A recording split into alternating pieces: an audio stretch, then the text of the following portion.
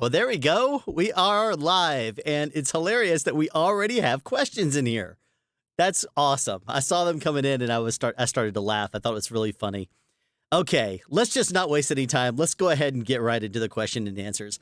All right, for a Shure SM7B running through a 2i2 3rd gen audio interface and a DBX286S, would a Fed head or cloud lifter be helpful for cleaner gain? I'm worried about a potential hiss. That might be something I need to test. I have never actually, I don't know that the DBX286S would require it simply because it does have a built-in noise gate and an expander. So I don't honestly know the answer. I've never tested it. Now, I do know that the gain on the SM7B, it does require a lot of gain. I know the 2i2 3rd gen is supposed to have pretty clean preamps. I would think that you would probably get a cleaner result if you just went SM7B directly in to the 2i2 3rd gen if you were going to be doing audio recording. Like whenever I record, like I only ever use the 286S if I'm doing either Discord, Skype calls, or live streaming like this. I don't ever use it for recording. I always bypass it. And so that would be one of those things where, like, if you were to bypass your 286S and just go straight into the 2i2, I think you're going to be happier by doing post-processing. The only reason why you would actually really want to do that is if you're going live. 286S is great. Even the 286A, which is the predecessor to the 286S, and it's basically the same thing except it's black in color and it's now discontinued. If you can get a hold of one of those, it's even cheaper. So I would say if you can, then definitely bypass that and go straight in. You're probably going to get better results on the 2i2 3rd gen than you would on the 286S. But I don't think you're going to actually need a cloud lifter or a Fed head going into the 286S. I have not tested that, though. I don't do it. Whenever I do a live stream or something like that using the 286S, I don't bother doing that. I simply just go straight in, and it works great. But then I also, whenever I use it for live streaming or something like that, I always use the limiter, compressor, and pretty much that's it, the compressor and the limiter. But I will tell you this, I also go directly in via a cable right here if I ever use the 286S and go straight in on the MixPre 3 or a 6.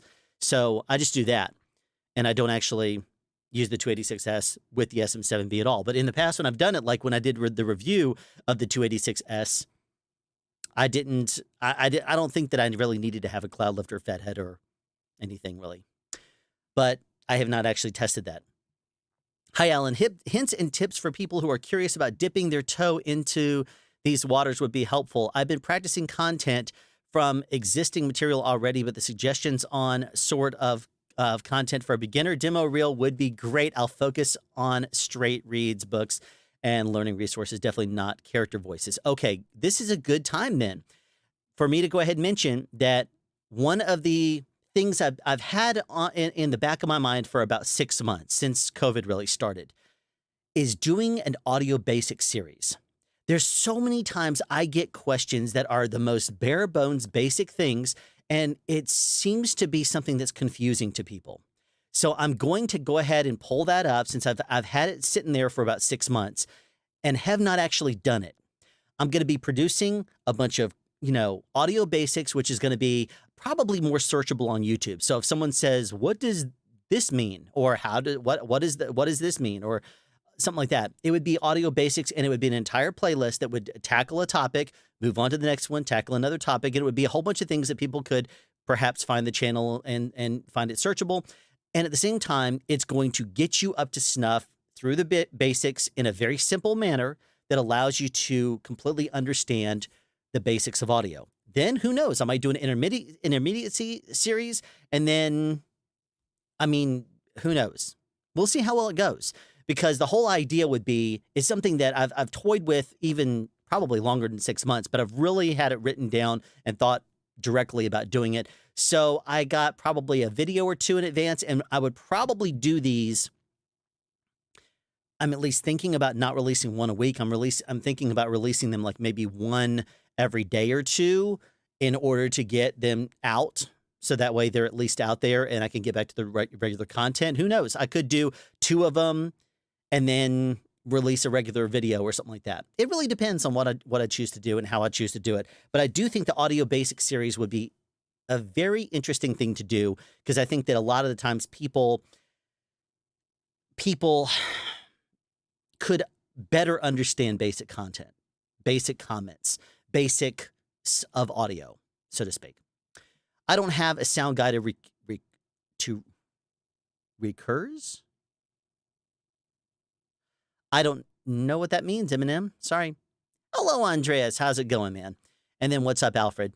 Okay. I don't have a sound guide to record. Oh, okay. To record audio separately.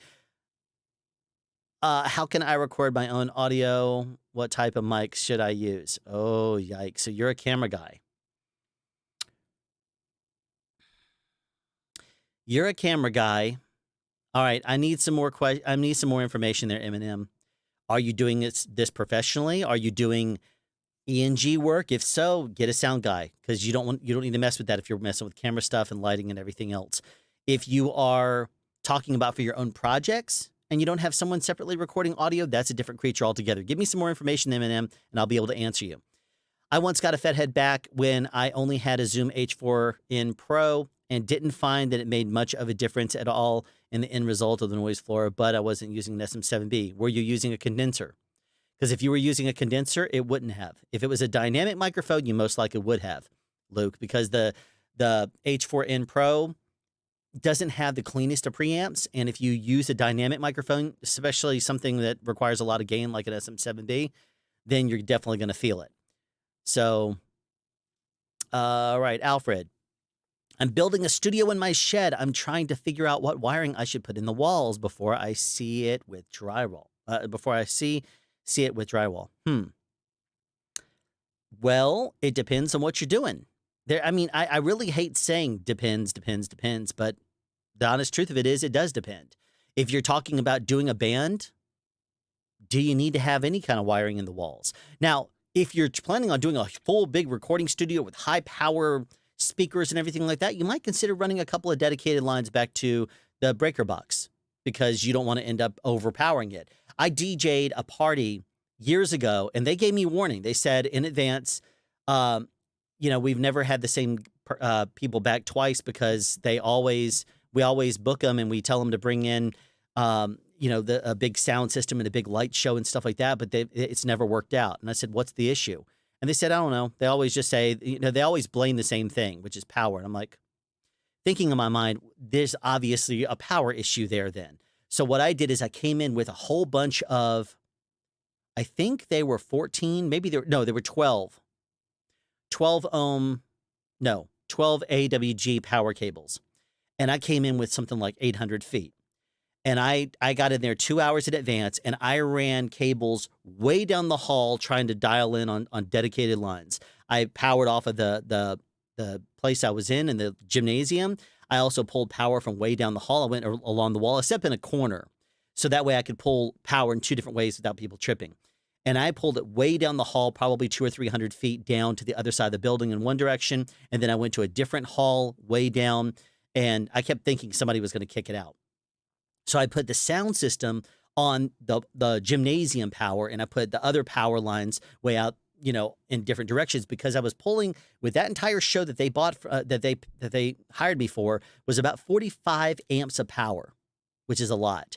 And especially for a circumstance where there's potential power issues, I wanted to stop that real quickly and not even have that be an issue. What ended up happening? Well, my power in the gymnasium definitely was up all night. The entire power in the facility in the old school that I was in ended up having power issues, and I ended up having a couple of times when the bass bins that were driving off of almost an entire amp, or off of an entire 15 amps, that started to you felt it starting to struggle. As the bass would hit, you'd feel it kind of pulling back, and I was like, yikes. And the light show started sacrificing. I couldn't use the whole light show at a time, which I didn't really want to.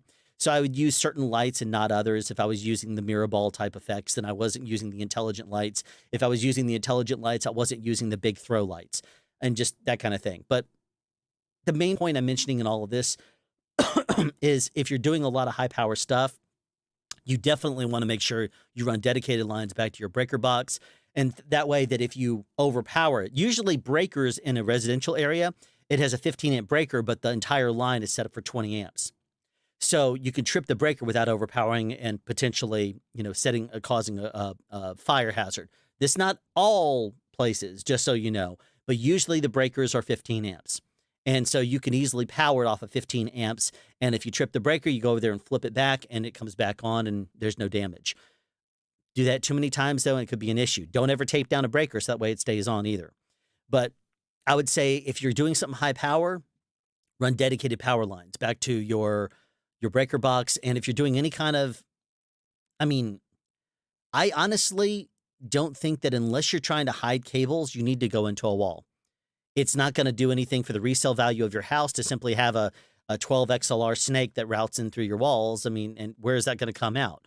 If it comes out on the other side of the room, what's the point? Kind of crazy. If you can give me some more ideas as to what you're planning on doing, how you're planning on doing it, I can maybe give you some better ideas on what. But I would say as a general rule, why do you need to go into a wall? Usually, all you need to do is hide a cable. And if that's the case, you can simply get some PVC pipe, build yourself something decorative along the floor, run all your cables through that, run it around the outside of the house, around the outside of the garage or wherever you happen to be recording, and that's usually good enough. And if you ran that for your power, or didn't even run that for power, you just ran that for your audio, it's going to be insulated by the fact that it's PVC pipe. So you can do that. Years and years ago, I had a big, huge, we had this very weird design apartment that we were renting. And I didn't want to, because I was actually unemployed at the time. This is before I actually got into tech support at Earthlink. I wanted to have these two humongous speakers that I built I wanted to have them in the, I wanted to power the big speakers next to our huge TV. But I had my amps and everything in a different room, just for the space and everything. I had 2 racks, 6-foot racks full of gear. And that was in a completely different room where my VCRs and everything. And this is like before DVD players and stuff were common.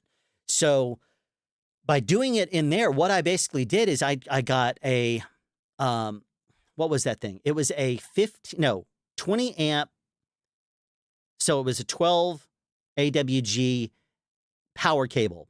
Clip the end off, and it's basically 3 conductors, right? It was a 12-3.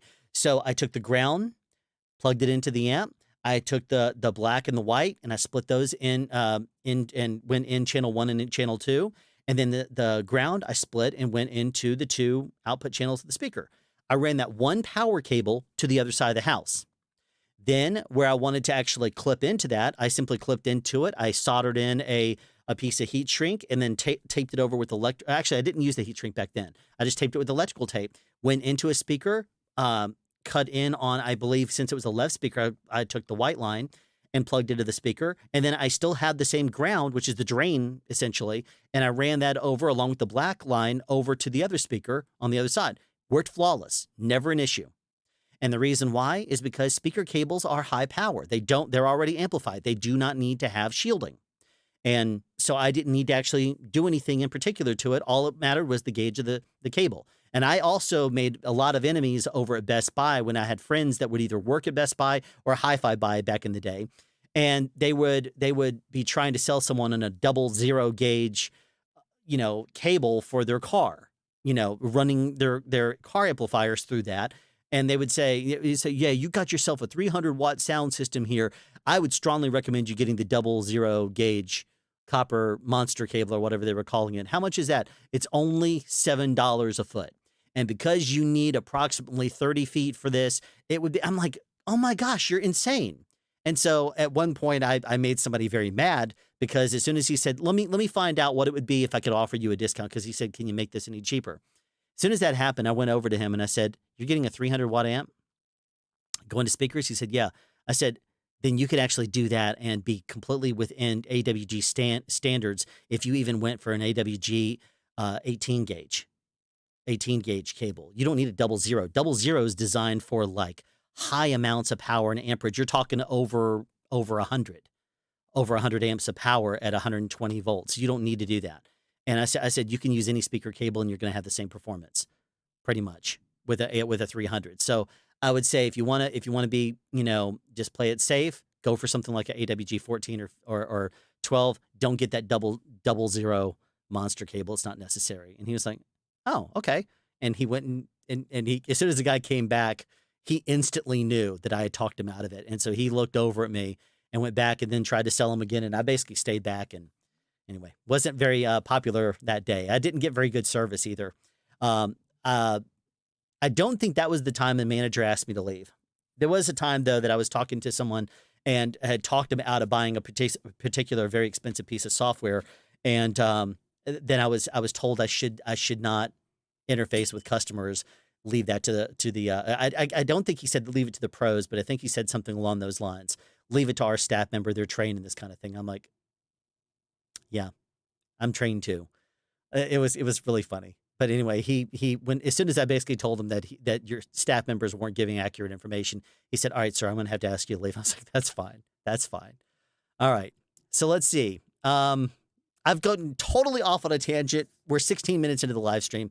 We got 19 viewers, though. Thanks for the 5 likes. And I see it lit up down there. Thank you so much, Alfred, for the $5 donation. I really appreciate the super chat. Or is that a sticker? I don't know. I can't tell the difference.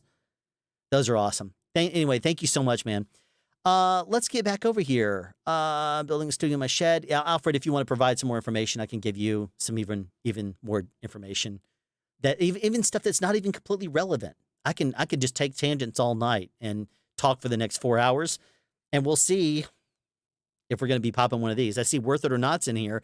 He's definitely saw my tweets. What are they called? Tweets, where I have talked about ZipFizz and gotten him to purchase some. So ZipFizz is amazing stuff, in my opinion. Do you recommend purchasing a Mix 3.6 over a 3? I tend to shoot 1 to 2 talking heads at a time, but was wondering if I would regret not getting the 6 for the extra input just in case. That's a question, Dan. The big aside from the extra input, do you ever need to run in anything that's a TRS? If you do, then the extra input might be a good thing to get for the Mix Pre 3 or over the Mix Pre 3. The other advantage that I know of the 6 is if you ever use anything 1/4 inch or 6.35 millimeter. Yes. 3.5 millimeter, 6.5 millimeter.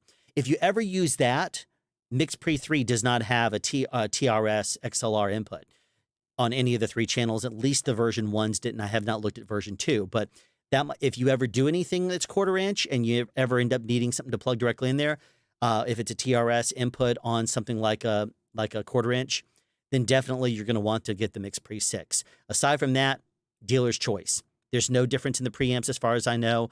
Functionality, software, firmware, whatever you want to call it, is the exact same as far as I understand.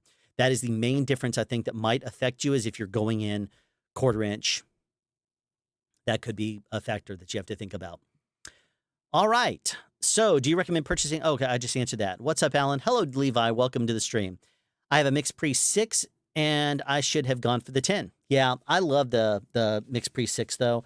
Even in the craziest things I've done for this channel, I don't think I've ever needed more than 3. But that's just me. I bought the 6 intentionally for having up to 4 XLR inputs. But that's just me. I mean, if you don't necessarily want to go for the 10 input, which is eight of them, if you were to tell me I only really need 5 or 6, then I would say maybe even look at the F6, even though it's a Zoom product. That might be something to consider. But of course, I'm a big Sound Devices fan. So if I got the F6, it would only be for field recording for sound speeds. I would stick to Sound Devices if I go out in the field and recorded anything. My shed is going to be set up as doing a live stream. Okay, well then you should be fine. I would say just make sure you do not skimp on your microphone cables. Get yourself some very good cables, preferably with StarQuad. If you get StarQuad XLR cables with an EMC connector on the female end especially, ground tied to the shell, which EMC does if you don't feel like, getting anything, that's with an EMC end, definitely get StarQuad. That's top priority. you'll probably be able to run it over a power strip without an issue at that point. And if you ground tie your female side XLR ground to the casing, to the shell, you're probably not going to have any issues. Usually that's the case. And then if you want to, for extra credit, make sure your power is completely run separately than your on a different side of your table than your audio. Shouldn't have an issue. As soon as you go into a USB audio interface, it's going to become digital, zeros and ones. No noise is going to be affected from XLR from electrons hitting it, so it's not going to be an issue. Don't need to worry about that. I have the MixPre 10. It's definitely worth the extra cost, just not the best in a sound bag. Yeah, I know, because of the form factor, having to. Yeah, I understand exactly why. But you know what? No device is perfect. Hi, Alejandro. Welcome to the stream. Hi, everyone. Alan, nose to see you. Oh, nice to see you again. I guess that's supposed to be. But it's a parody, because anytime I sit down here, for whatever reason, my nose starts itching. I do not know why. If I stand up there and I do my presentation videos, nose is fine. Only when I sit down here and talk to you guys does my nose start itching. I don't know. It's just on the outside right there. I have no idea why. What recorder did you typically use on P-Valley? Well, Michael Wynn was our sound mixer for that. And I believe at the time he was using Sound Devices 688, I believe, because I think he had the expansion with additional channels. I could be mistaken on that. But I believe he was using a Sound Devices 688. I think he also had a 788T as a backup. I believe that's what we used for P-Valley, mainly because of the expansion of the channels, because it was more channels. I could be mistaken. If he's in the stream or he pops in at some point and he sees that, I'm sure he could clear that up. But I believe it was a 688, which it worked great for us. I mean, we had great sound on that. Very little ADR. I've talked to 2 of the cast members, and they said they did very, very little ADR. And most of it was not corrective ADR. It was mostly adds and changes. So, yay. Pat on the back. Is there a particular foam or insulation that works best for the studio within the walls? Just use something that's, if you look at my videos, Acoustics 101, do a search on YouTube for SoundSpeeds. If somebody wants to post this link in there, it's either SoundSpeeds Acoustics 101 or SoundSpeeds this is the one thing you need to know about acoustic panels. In that video down at the bottom, there's a very, very, very good link. If you click that link, it will take you to an outside website that I have been trying to search and I can never find the thing again. So I'm glad I saved it when I did. It's not very easily searchable, but it is a link that has basically an independent testing of, or either that or what's reported by the manufacturer, of a whole bunch of different kinds of foam. And you can go down it and look for an NRC rating of 1.0 overall, and then look at definitely 250 hertz, because 250 hertz is usually where they will sometimes skimp, and it might be like 0.19, but average out over the course of, by the time you get up to something like 8,000, 16,000, something like that hertz, by that point, it could be something insanely high, like almost 2. And they use that to try to build up and compensate for the lack of support on the lows. So definitely look at the NRC rating on the lower frequencies and watch at what point it will hit 1 and go at NRC higher than 1. If you look at that article, it will tell you a whole bunch of different kinds. Now, I know a lot of people like Rockwool.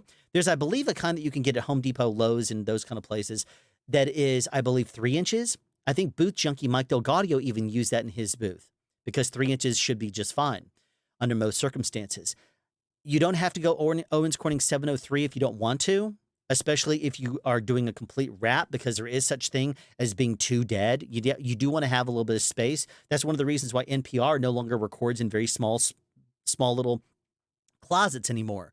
When NPR redid their studios years and years ago, they decided to make big, huge studios with a lot of spacious air around the people that read, and they have panels, and it's a studio. It's very, very, it's got better ventilation by being big like that. It means that your voice, you don't have to soundproof the entire place. You could spot proof in certain places, and the rest of it's going to be dissipated by the fact that your voice isn't going to be loud enough to bounce off the other walls and come back. Air has a sound. You might not think about air frequencies as having a sound, but if you were to put on headphones and listen to a microphone and you rolled off everything, let's say above 9K, it's going to make you feel claustrophobic. If you ever stand in a closet, close your eyes and listen, you're going to hear the highest of frequencies not there. The reason why is there's not a whole lot of air to listen to. If you stand in a big open room and you're quiet, like a bedroom or something like that, you're going to hear some high-pitched ringing naturally in that room. That's the air frequencies. So keep that in mind. All right, but I would say with regards to what insulation works best, feel free to get something that is good for your that's better for you to breathe. Cover it over with muslin, not with burlap. Acoustically, burlap and muslin are basically acoustically transparent as close as you can get. A good test for that is if you want to see how acoustically transparent a material is, take it, hold it over your face. If you can breathe through it without like it feeling like you're suffocating, then you're probably getting pretty good results. You're going to be getting good acoustically transparent results. If it feels like it's choking you out, don't get that, because it's basically going to be more like, it's going to absorb, and that's about, it's going to reflect some and it's going to absorb some, and it's not that effective at that point. So definitely look at something that is at least 3 inches thick. Go for 4 inches if you can, and look at it from the point of view of trying to, if you're going to do an entire studio or a booth type environment, then definitely get something that hopefully you can cover over completely in muslin, or if there's going to be any exposed, then make sure you get something that is not going to hurt your lungs. Always handle it with precautions. Use goggles, use a mask, protect your hands if you're dealing with any kind of fiberglass insulation or any kind of acoustic foam that has warnings on it. So, but another aspect to think about is inside of a studio, you want it to be soundproofed as well. Soundproof is going to be a lot of hard surfaces around blocking out outside noises. So you can spend a lot of money on a very, very high NRC amount of foam, but if it doesn't stop, the term is called STC, or sound transmission class. The sound should not be able to get into your studio and record at all. If it does, then you're going to potentially have an issue that you have to deal with there, take down all your foam, and then build it back up again. Make sure that if you listen before you start putting up anything, if there's anything you need to do to treat the outside sounds from coming into your studio, do that first. That's going to be maybe with cinder blocks. Maybe it's going to be requiring you to build up frames, put material between that, build a couple of different layers, and build yourself a little capsule on the inside. So that way, if it's quiet enough just by having more space around your studio, but then you have the outside, they have the inner wall also with an airspace around too. So just, think about that as well. That's all in those videos as well. The ones about Acoustics 101. And I don't think I went into STC in that, but this one thing you need to know about soundproofing, or this one thing you need to know about whatever it is, that's the video to watch. Definitely with regards to STC. Okay, mostly trying to hide the cables. So if you're hiding cables in, Alfred, then you can look into something like, I mentioned PVC pipes and doing it decorative. One of the things you can also do if you want to be crazy or you want to just have a lot of fun, then you know how they have the pieces of wood that usually are put, because there's a gap on the side. Walls go down, and it doesn't, when they put the drywall on, it makes usually a little gap like this on the floor all the way around. Well, that's usually covered over with a piece of like 1x4 or something like that. If you pull that off the wall, you can run your cable into that little area and then route it around on the inside of the wall, just on the inside of that little thing, and then put the piece of wood back on top. I've actually done that before on movie sets. I've ended up being in environments where I've said, I've got to run a cable across here. Well, sorry, it's going to be on camera. Okay, in that case then, since it's been like 1 or 2 small cables, like a picture cable and the sound mixer is inside the studio or something, I've pushed it and jammed it into that little bitty gap in the wall. But I've also had circumstances where there've been like multiple picture cables and stuff, and people have been saying, I don't know how to get a cable in there. I'm like, we're going to pull this thing off the wall. And we've gone over there and pried it off the wall, put it back there, put the cables behind it, and then close it in there. It's closed inside the wall at that point, and it's low. It's going to be also crossing any kind of power cables perpendicular. And if you need to do anything more than that, as long as you're using good XLR cables and stuff, shouldn't be an issue. So there's a little bit of a tidbit of knowledge there too. Shooting a dialogue scene, sound guy uses boom. How can I do the same? No crew, just me having a DD3 mic. You see me, I'm already shaking my head. But I found this is the easiest way to record dialogue. Needs to record audio separate. All right, if you have a VMic D3, then it's on top of your camera. If you're talking about the D3 Pro and you have someone that you need to actually boom with it, you're not going to be able to use your camera and boom at the same time. You're going to have to do stationary stand-up interviews if you're going to be doing it that way. There is a way to do it, but it's going to cause you more trouble because if you're hand holding a camera, if you're hand holding a camera at all, then forget it. Get a sound guy. Or if you really want to set up a stand, bring a C stand out there that you can set up for your sound. If you have a camera on a tripod, then you boom it. That's my recommendation to you. You need to have someone there that's able to do sound. If you're standing next to the camera and you're looking at the viewfinder, you can easily set the height of your camera so that way you can get over it without going boom over your head. You can just hold it like at this height and watch the monitors and adjust as needed. You're also not going to get into your own frame, hopefully, if you're the boom operator. That's if you're going to do it if you're going to go that way. I would always recommend getting a sound guy though, because I mean, if you're going directly into your camera, that's what you need to do. If you want to have a boom and you don't want to have another person. Boom operator is going to be far better than a one-man band, though, that's doing camera and doing sound. But that's what I would say. I would say if you're handheld with one thing, go stand on the other. Either put a camera on a tripod and you boom it, or put a boom on a tripod or on a C stand or something, and then go handheld with your camera. Do one of the two. I mean, it's one of those things where you really can't skimp on audio a whole lot, and there's no, and unless you put the VMic D3 Pro right on top of the camera, you're not going to have those results. You're just not going to. Those are your best bets. It looks like your dialogue was out of sync. I had to reload. Okay. All right, Matthew. For your own personal listening, do you buy your CDs and then rip them like I do, or just use a streaming service in terms of pure quality? Well, if I'm going for pure quality, you're going to get higher quality if you download the music than you will be if you get a CD, because CDs are compressed. But I'm still old school. If I can get something on vinyl, I'll do that. If I can't or don't want to, I will sometimes, I've ripped my CDs before. I always keep them and usually throw them in storage or something like that. But I have CDs that I've ripped. I have CDs I've made. I've mixed CDs and stuff I've made. Or as I call them, mega beat mixes, because I'm a DJ and in the past I've been a DJ and have made my own mixes. But if I were to go for the purest of quality, I would go for a streaming service, something that does high quality streaming. Midori Productions, Alan, what are we brain picking? Anything and everything? Sure, might as well just ask a question. If it's out of my area of expertise, then I'll bail on the question or refer you away. But I mean, if you ask me, if I'm playing a guitar, what string is a G? There's the jokes right there, right? Alan can't identify the G string. There's the jokes. But I don't honestly. I played the guitar years ago. What was it? Eat a darn good breakfast every day. So G would be the fourth down, I believe. Maybe it's from the up, from the ground. I think, I don't know. It wasn't a question. I'm not going to answer it. I'm not a musician. People used to always say, hey, do you play an instrument? I was like, no. And say, do you play anything? I'm like, yeah, I do. CD player. That's what I used to say, years ago, just to be funny.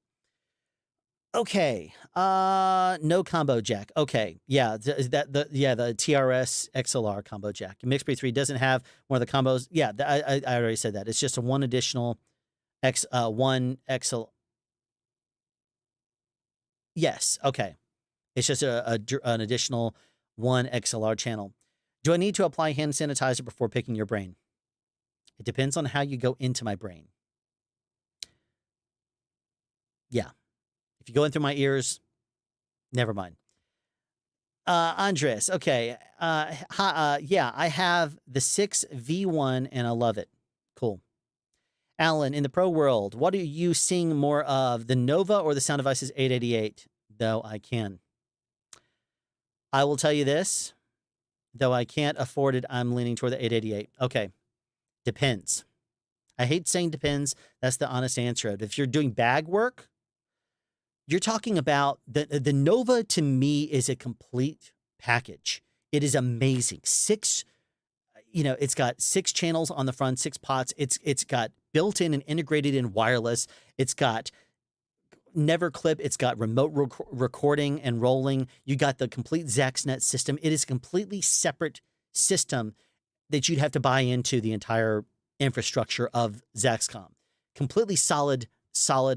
Now, if you're talking about upgrading another recorder to something, 888, if you're wanting to use your existing wireless and that kind of thing, I would say go for that, because that to me is a great thing.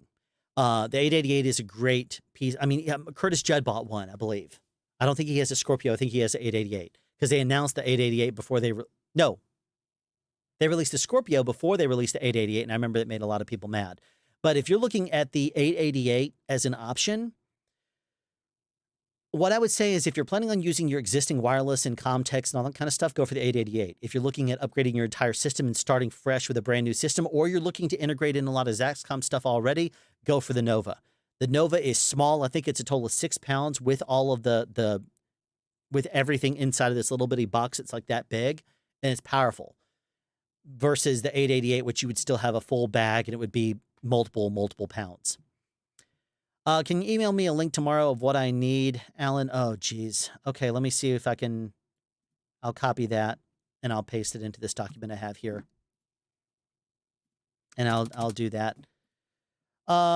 Late from getting another stream. Oh, thank you so much, Timothy, for the $5 super chat. And Alfred. Absolutely. I just copied the thing over there. I'll definitely do that for you with their generous $25 donation. Thank you so much for that.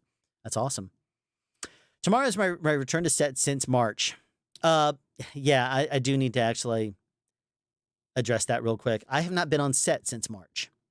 I was on set the day that they shut down Doom Patrol. I was there, filling in for a guy for a couple of days, and they shut down the show due to COVID-19. Film industry has not been up since then. It's starting to get going again in America and that kind of thing. I have not been on set. There's 2 shows right now that I'm in the works for. One of them is a sure thing. The other one is also a sure thing if we took that one instead, but one of them starts before the other. So I'm going to try to get on that show. I'm not going to give any details. I'm going to try to get on that show as at least an additional boom operator in order to get the show going, because I have a skill set that I think they might need. And we're going to try to sell it to them, because I think it's actually going to be something that the show would very much benefit from based on its nature. Tomorrow's my return to set since March, the lockdown here in Canada. Do you have any tips or recommendations? Thanks for your videos, watching this, live disinfecting TXs. Yeah.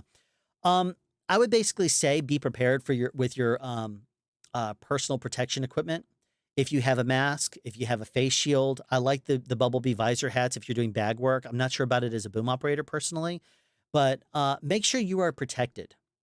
Make sure you do use hand sanitizer and give it an optimal amount of time to actually disinfect and clean. If you use the Clean Smart spray that I strongly recommend, then it's something you need to give it a good 60 seconds before you wipe it off.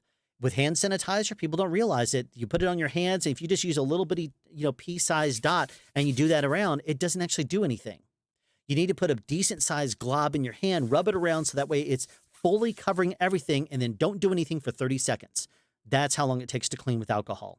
So you need to actually follow that procedure as well if you're looking to not spread infection. Wipe down stuff constantly. You don't need to get the aggressive Lysol wipes. It's going to take the skin off your hands. You can get a microfiber cloth and the Clean Smart if you want, or if you prefer, the 99.9% sanitizing hand wipes that you can get that are good for wiping down baby supplies and that kind of stuff. That is very easy on your hands. You can keep it in a little.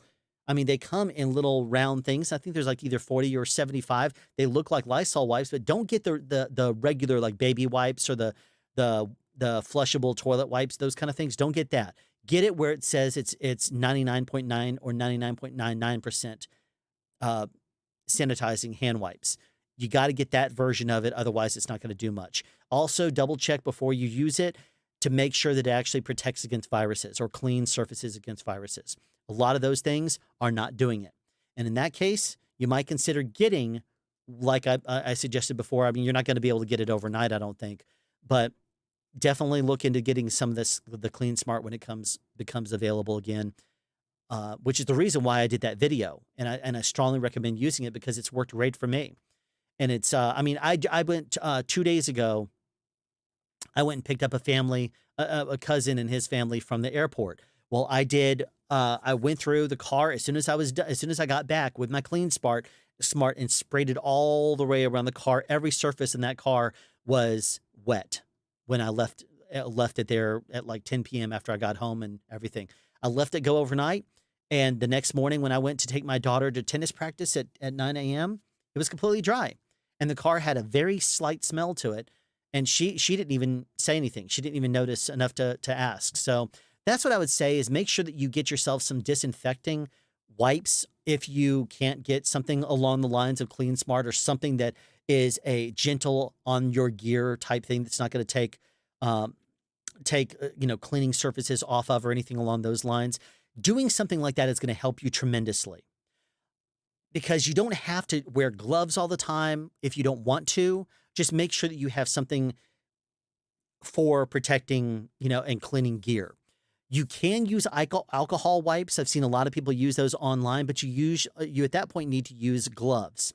If you're talking about cleaning off a lav, Mike, of any kind of a sticky or anything like that, and you want to reset that for your actors, you can use an alcohol wipe on that. But I find that those can be kind of aggressive, and if you use them too much and too active, too much, what it actually does is it wears down the coating on the outside of the lav.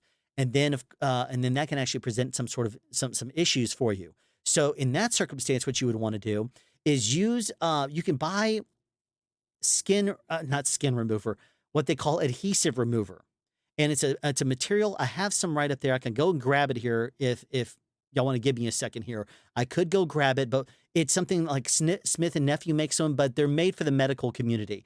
Anytime you go in and get an IV or something like that, there's something called skin prep that they use to put on your skin that puts a little bitty coating on your skin so that way things will stick to it if you sweat or anything like that. But it also protects the skin against moisture, and it kind of cleans it for you to. It's not an alcohol swab. It's not an alcohol swab for sticking you. But what it does is it preps the skin so you can stick adhesive tapes to it. We use the same kind of things for sticking on lavs in very, very hot weather when you have an actor that's sweating a lot. It preps the skin. But then the adhesive remover is something else that you usually see sold by the same company. And what that does is you just start in a little circle and go around until it completely releases. You don't have to actually pull off everything at the same time. The adhesive remover works great. If you have any sticky on a lav, it's going to be a lot more delicate than many other things. An alcohol wipe will work, but usually if you're doing a lot of things with that, you want to wear gloves because it will start to tear down your skin over the course of a day, and it'll make your fingers extremely tender. So hopefully that answers your question there. He added a few more inches, if I remember, after he moved.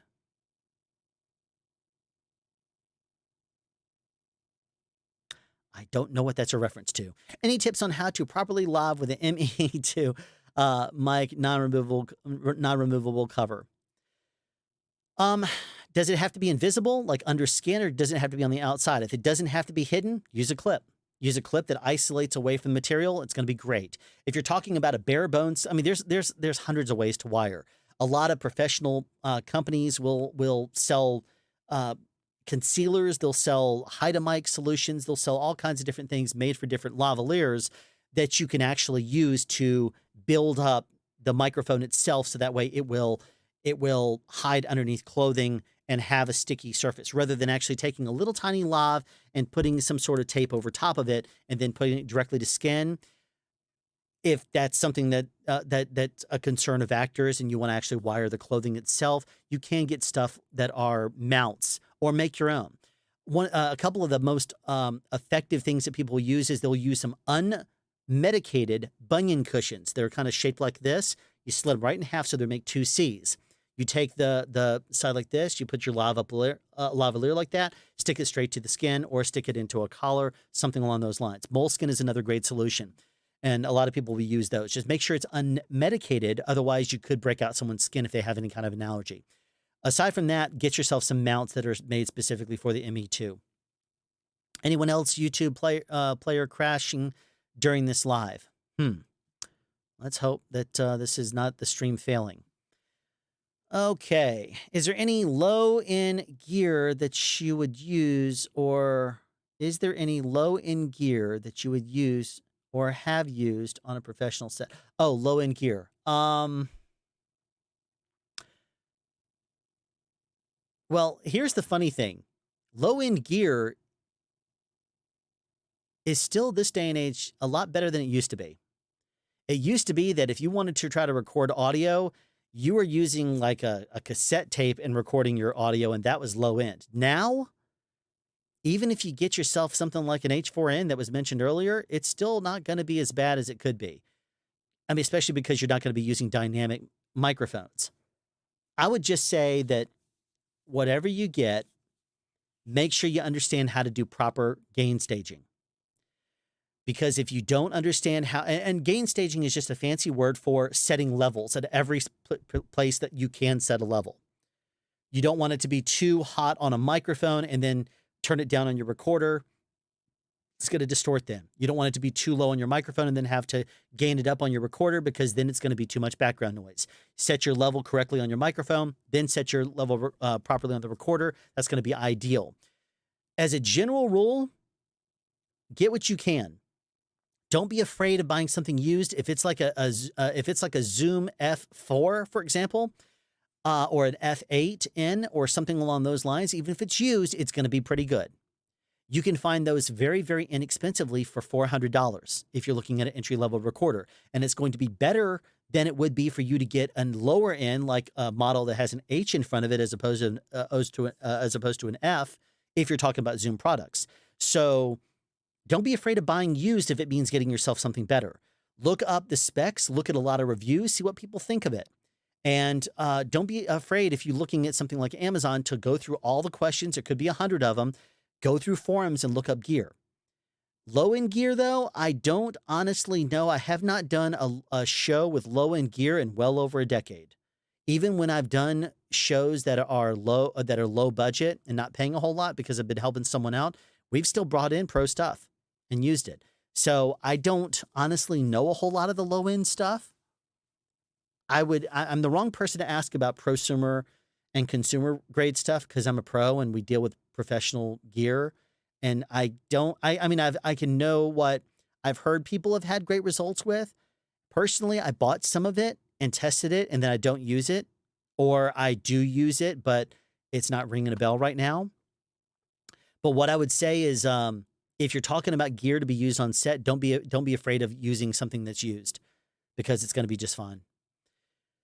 Okay. Thank you so much for the info, Alan. Have a great night. Thank you so much, Alfred. Again. All right. Green Sound Audio. Is there any? Oh, that I just answered that.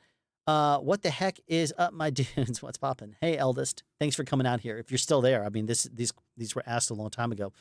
Rocket Studio has a nice video on YouTube about converting a shipping container into a recording studio. That's cool. If you have space for a shipping container, that's awesome. I've also said that if I were to buy a house and my wife was tolerant of it, I would get a small shipping container because it's metal. I would then reinforce it. I'd cut holes into it in order to have it be, have fans and have an actual, you got to be careful with it. You don't want to cut too big of holes in it. Otherwise it removes the whole soundproofing thing of it. But you can make them and provide ventilation to it that would actually be decent. I know that there's a video that we watched on YouTube of a guy that made a bomb shelter in his basement, in his backyard, before they built in all the houses behind his property and he had it fenced in. He had welders and everybody. They dug a big hole up in his backyard. They welded on the frame. Then they put a whole bunch of rocks on top of it. They put dirt all around the thing. It's underground. He built a pathway that walks up in the middle of the backyard shed. Then they fenced it off, and then they built houses behind his house. People do not know it's there. But then his big issue is that it's going to be what he says is what he said is that they're not going to be able to resell the house as a house with an added bomb shelter or recording studio. They're going to have to sell it as a bomb shelter with an added house because of the way that it has to be mentioned. Anyway, but that's cool. Are there any solutions for getting pushed out of the wide multi-camera shots, or is it just running lavs? Oh, geez, what kind of show are you doing? Because if you're talking about being a boom operator, yeah, there's techniques that you can use. Watch my 3BO series. I talk all about that. You have to negotiate with people.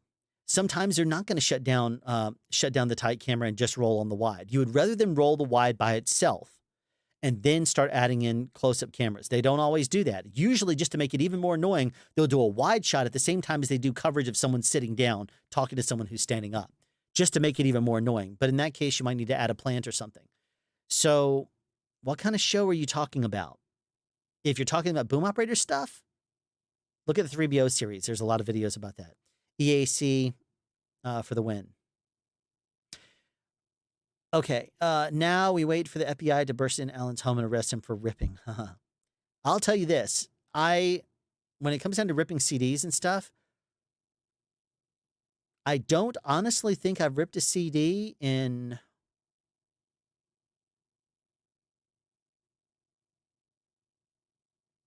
maybe 15 years. No, it's been longer than that.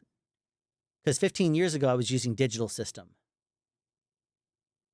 I don't honestly remember. I don't know what the statute of limitations of that would be. But if the FBI wants to burst into my house and arrest me for ripping a CD 15 years ago, I guess there's nothing I could do to stop them except ask for forgiveness. Because I don't even know what CD that would be. What's up? Okay, not too much, Dan. Just got off where I was talking to Dan. Okay, love my 888. Yeah, it's a great machine. Exterior scenes. Do you always use a blimp for light winds or a softy like a Ryco WS? I always, in what I do, I always use the blimp. I always use a Zeppelin because they're usually more sound acoustically transparent than something like a softy. Here's the thing.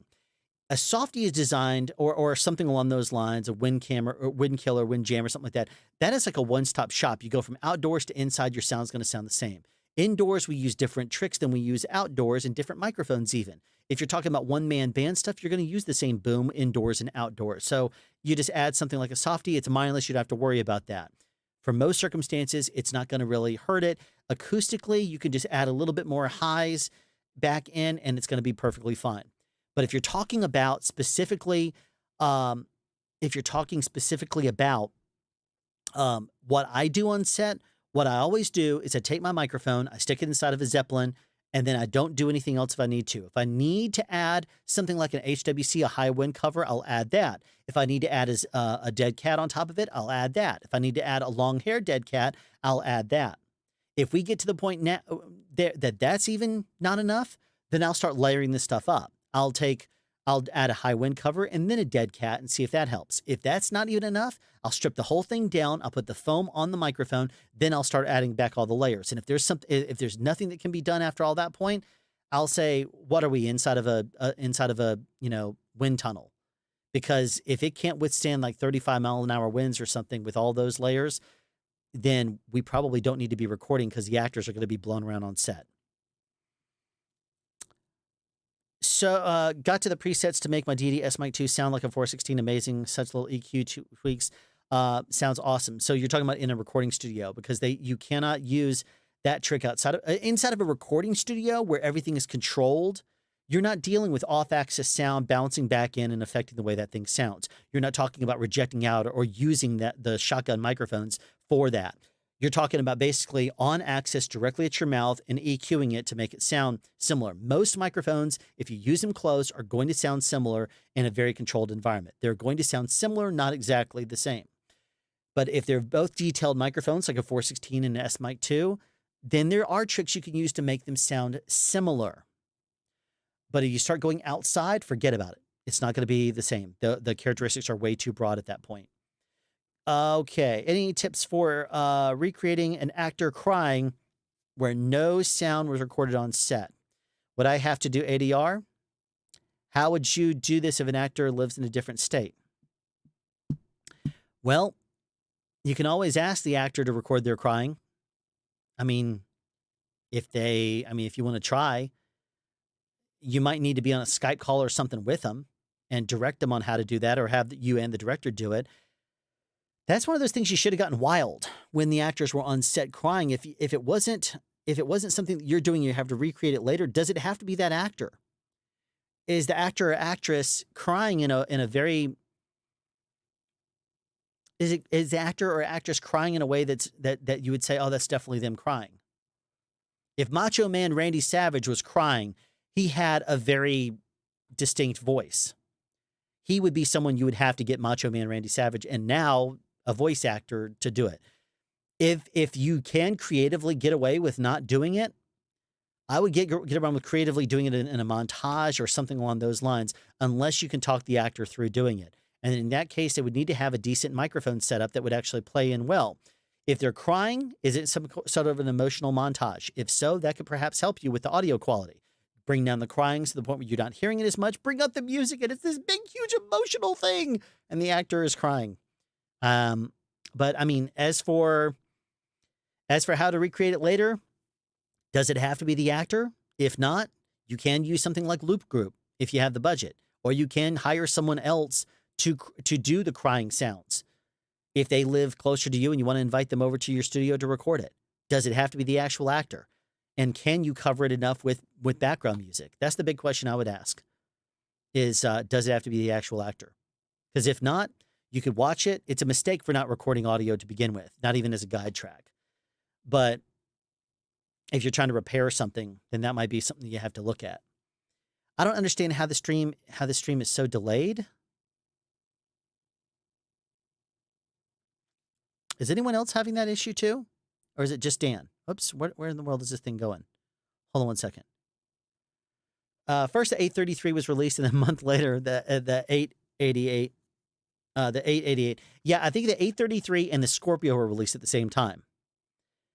And people got mad because they didn't expect the 888 to come out. But it's funny because one of the things that I was telling people, I was on P-Valley, I believe, at the time. And I remember saying, is that it?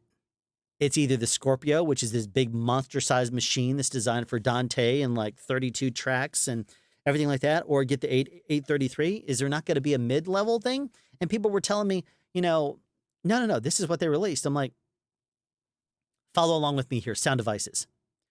702, 744, 788. 633, 688. What was it? 644? 633, 644, 688. Okay. Tell me Mix Pre 3, Mix Pre 6, Mix 3, Mix Pre 10T.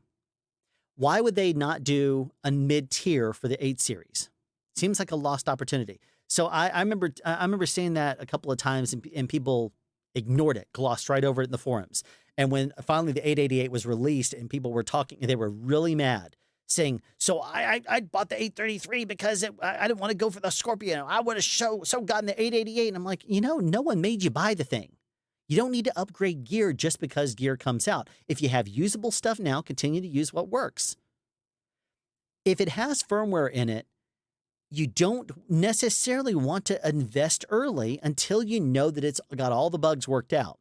A couple of firmware patches and stuff is not going to kill you if you're happy with your current recorder. You don't need to go and jump out on the train of the newest, latest, greatest thing.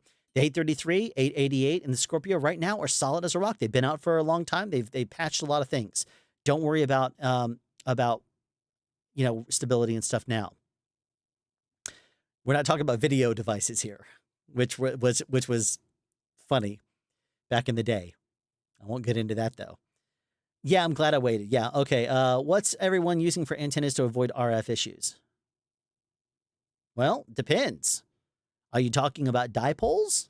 Are you talking about using just regular, PDAs? What are you talking about? You talk about using a little bitty, the whip antennas on a receiver? I mean, antennas, usually what you would want to do, you could also even use helicals if you're setting it up inside of like a place and you need, if you're setting up in multiple different places, on a hardwired set where let's just say you're doing we did years ago, I think it was the last reality show I actually worked on.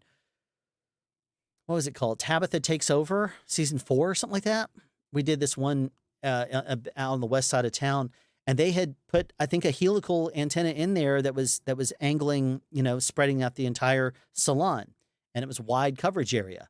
And then there was various different, I think they had a couple of bat wings in there too, coming in from the other side, and they were spread out like that to try to cover just a massive amount of area. So there's that as an option too. It depends on the pattern that you're looking at. If you're looking at dipoles, it's going to be more omnidirectional. If you're talking about bat wings or shark fins, whatever you want to call them, they're more directional. Helicals are very directional.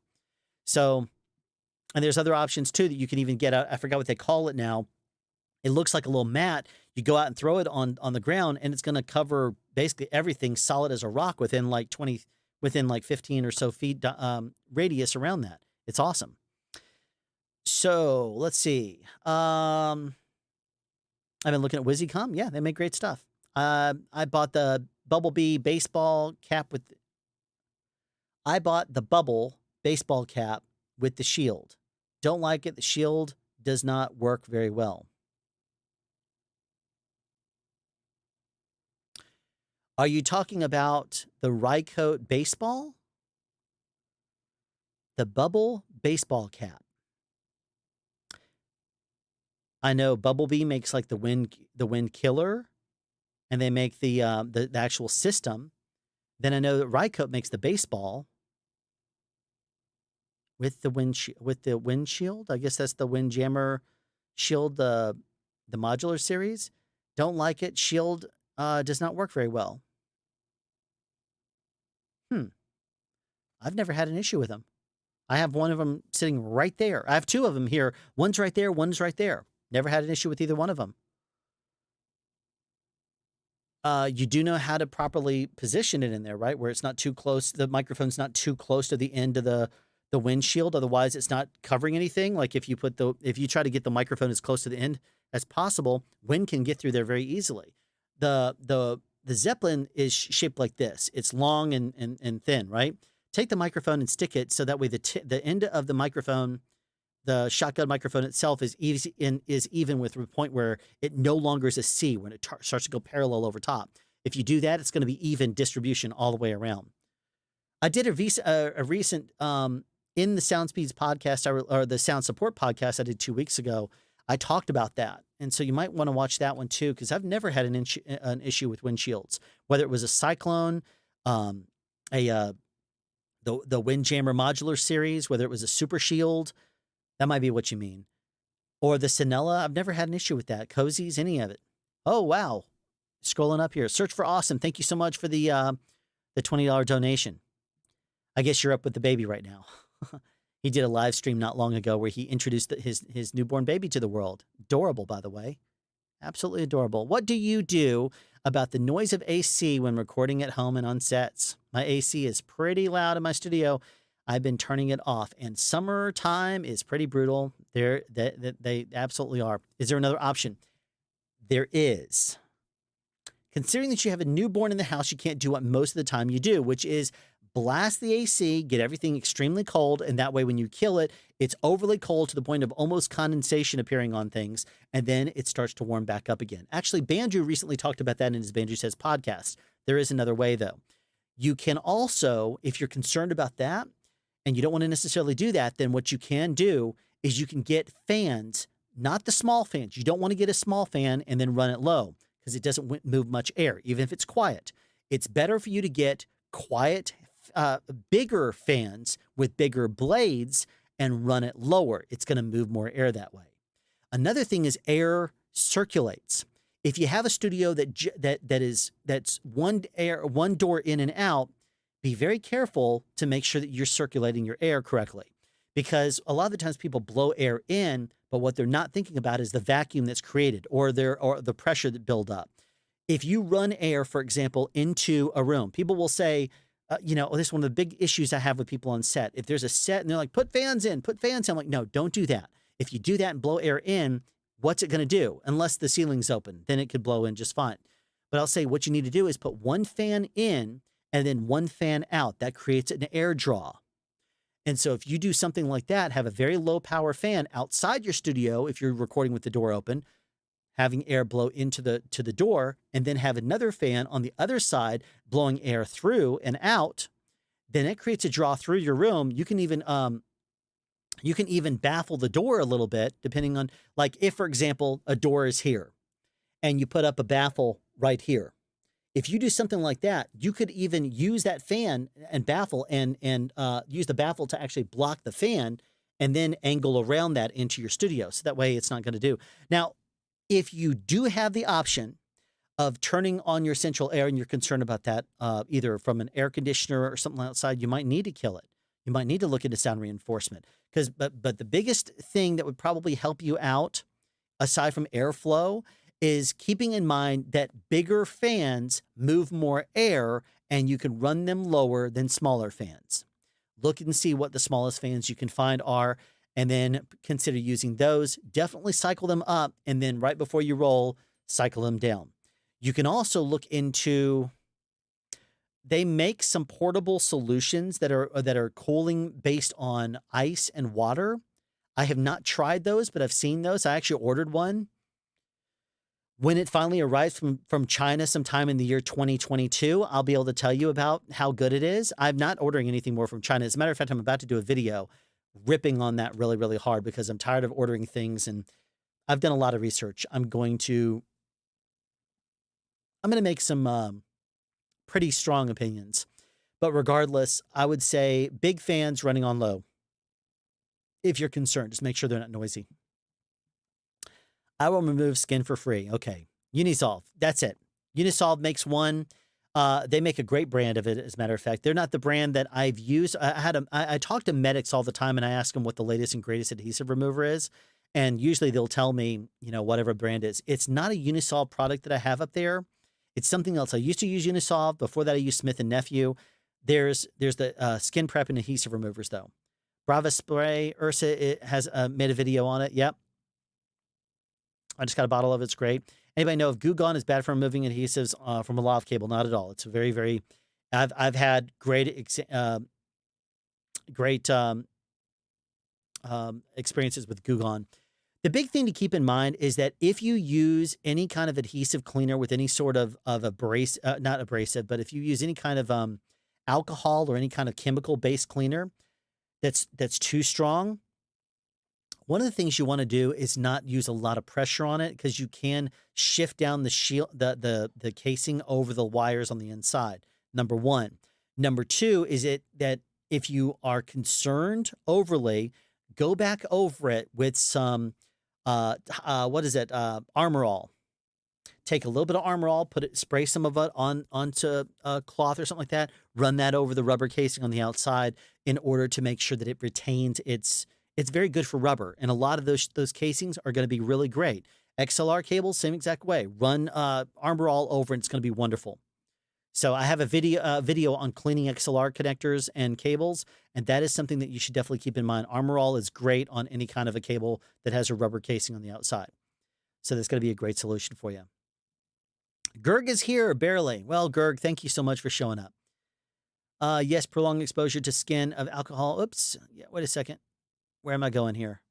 The whole thing shifted and got away from the question. Prolonged exposure to skin of alcohol isn't something you want to do. Yeah. Can you boom a lav mic? You can, but don't. The whole purpose of using here's the thing. Here's what I always tell people. A lav mic is a small, little bitty microphone that's got micro technology built into it. It's usually higher noise because it's a smaller diaphragm.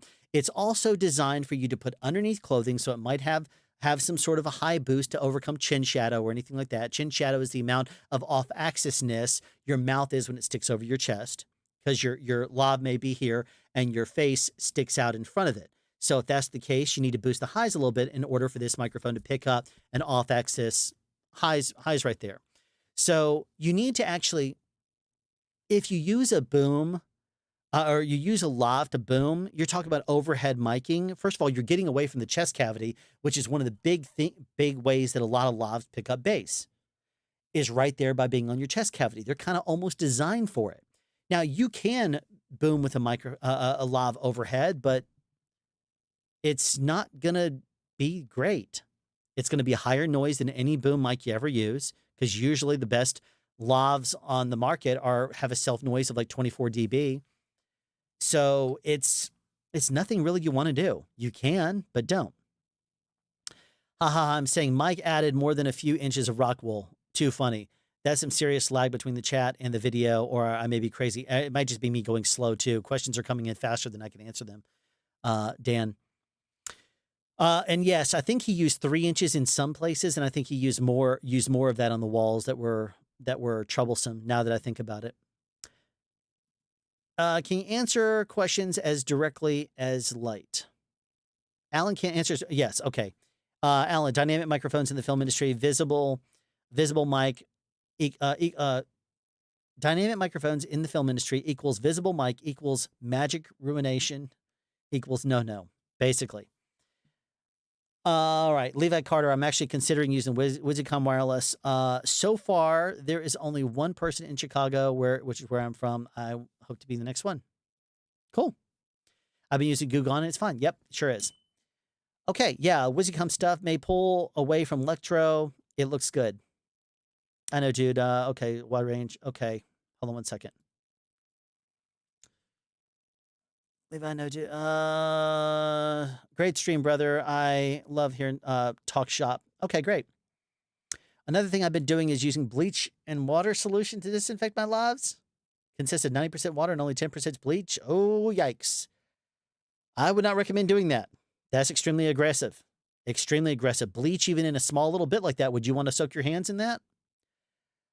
Because bleach in even a 10% amount is enough to wear the skin down a lot. It will ruin the coating of a lav. It will tear it down, make it damage a lot quicker over time. I wouldn't use bleach at all on a lav mic. Not just because it will discolor it, but because it's extremely aggressive, and it could even break it down and make it sticky. The lav casing sticky. That's not anything you want to do. In addition to Gugon, you might even be talking about mixing in chemicals you don't want to do. I mean, if you mix the wrong combination of chemicals, it can be deadly. So I wouldn't mess with that. I mean, you're probably safe between Gugon and bleach, but honestly, if you're talking about disinfecting and virus killing, use something easier. Like watch that video I just got through doing on Monday, 2 days ago. I released this video. Don't use bleach on gear. Don't. Bad, Alejandro. All right. I rip CDs all the time for a personal library, which is not illegal.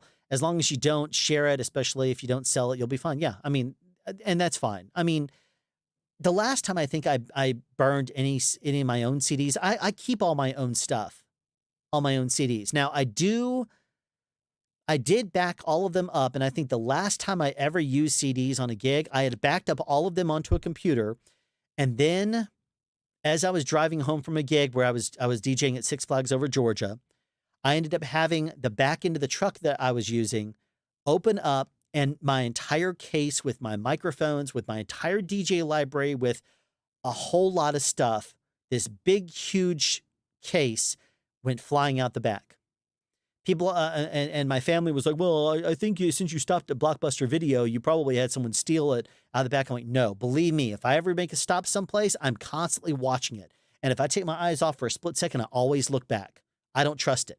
So I know it was there when I got back in the car. And another way I know that it fell out on the road is because as I was backing into the driveway, as soon as I hit the brakes, I heard a big loud thud.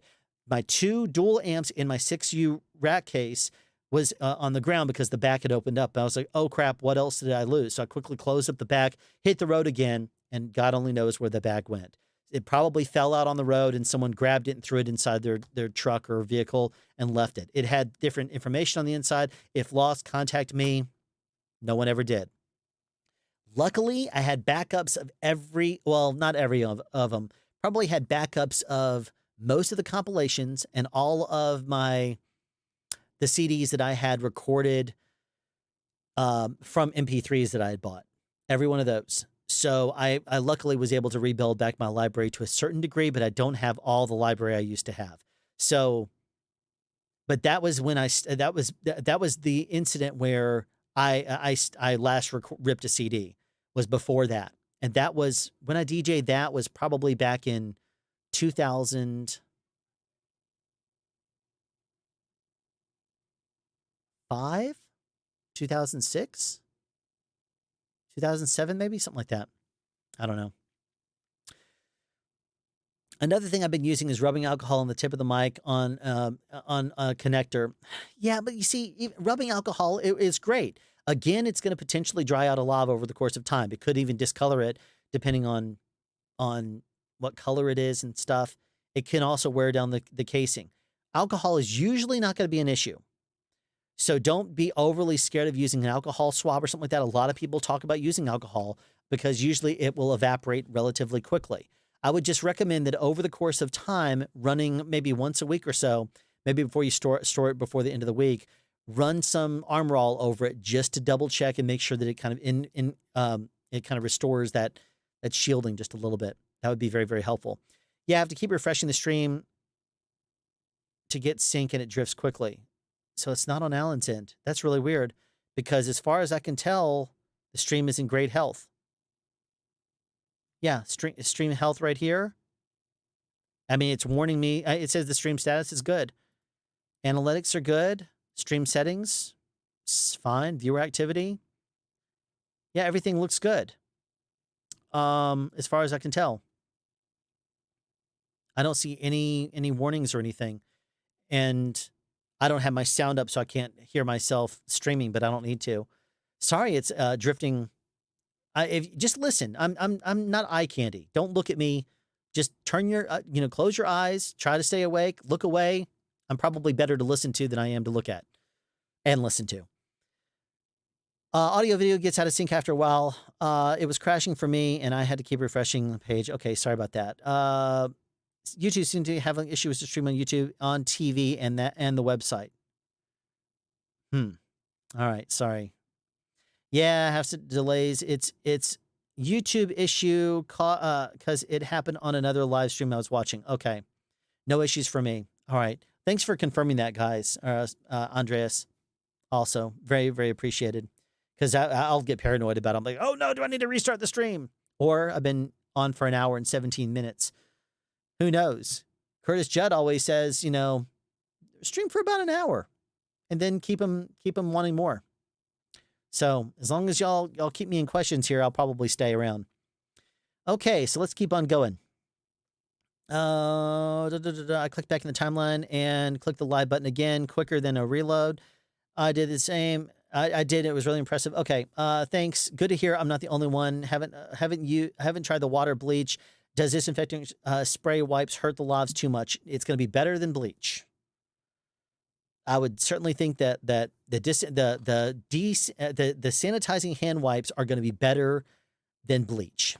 Absolutely. Greg Palmer's comment about the bubble hat. Oh, was the PPE you had in the plastic face? Oh, that's what it was. I totally missed that.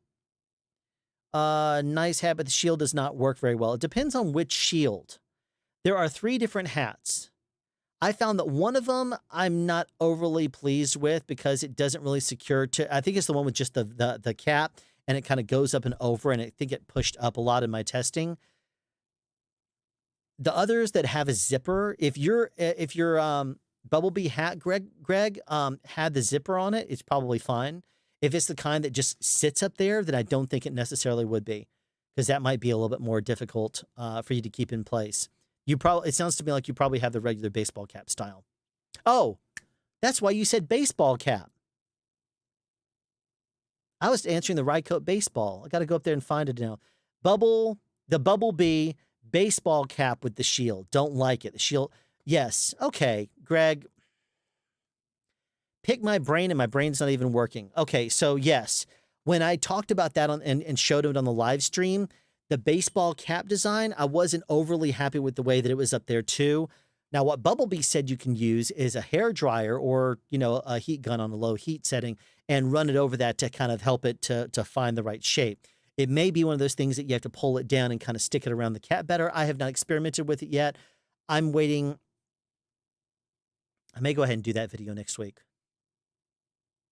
I'll have to see. There's one video that I've had on the back burner for a while. I almost recorded the sound for it tonight. And then I said, I think I'll live stream instead. Okay.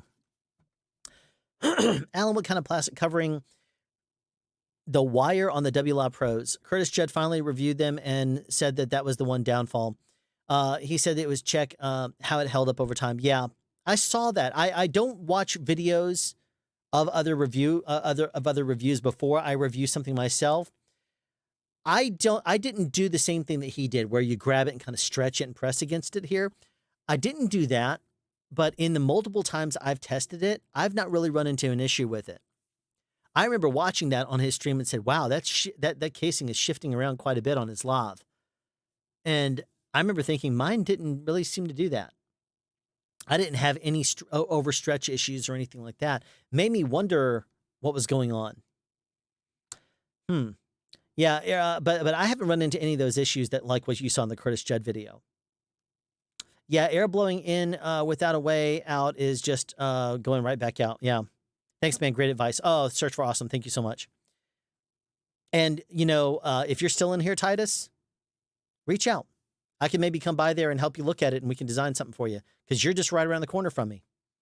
And now I'd gladly come out there and help you out. Oh, thank you so much, JBoo707. I really appreciate that. $20 donation, I guess that is. Not, or a super chat. It's not a sticker. I don't know the difference between a sticker and a super chat. But thank you so much for that, man. Very, very highly appreciated. Thanks so much for sharing your knowledge. I'm just in my second year mixing professionally, and I use what I've learned from you on every set. Awesome. Thanks for the text and the phone calls in the past. Then I don't know you by name. And I can't associate JBoo707 with who you are. If we've talked and texted in the past, I don't recognize that username. Sorry. But thank you so much for the super chat. Alejandro, Alan, as for the antennas, my current setup is the F8, the Fate. I'll be updating my wireless from the Sennheiser G4 to WYZICOMs, and I'll finally do more cart work, and I'll purchase a Rock and Roller RT12T. Oh, very good. Okay. Okay, very good. Well, yeah. If that's the case, if you're going to WYZICOM, then I would say definitely get the 888. Don't go for the Nova. If you're going to be upgrading your wireless and considering ZaxCom, go for the Nova because it interfaces great with it. If you're looking at doing more cart work and less bag work, then it looks like you're set up and good to go. Then if you get the 888 with your WYZICOMs and you get your Rock and Roll RT12T, so I think you're going to be fine there. They made me wear gloves when wiping down the counters when I was working in the food industry because the solution was bleach water. Scary stuff, man. Yeah, definitely. I would say, yeah, sorry, Alan, about the bleach. Alan, that was a suggestion from SoundSpeed MX. It won't happen again. I'll stick to the Gugon and see your video one more time. SoundSpeed. You're talking about David SoundSpeed? Or SoundSpeed MX? Who is SoundSpeed MX? Tell me there's not another SoundSpeeds out there now that I have to think about. Oh, geez. I'm going to have to go and search for it. SoundSpeed MX. Let me make a note of that because I don't know who that is. I hope it's David that you're talking about. SoundSpeed MX. Okay. There we go. All right. Please, please, please. Okay.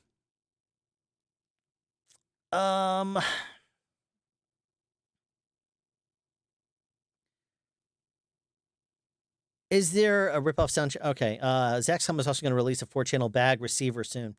Yeah, no doubt. But if he's talking about getting WYZICOM, then, and if he was talking about getting a Nova, I would say don't even worry about that. The Nova would actually interface in just fine with any amount of transmitters that you plug into it. Out of sync audio for me also. Sorry about that. The tube of you seems to be broken. There's so many people streaming, I guess. Because I right before I started the stream, I did notice there was a lot of people streaming.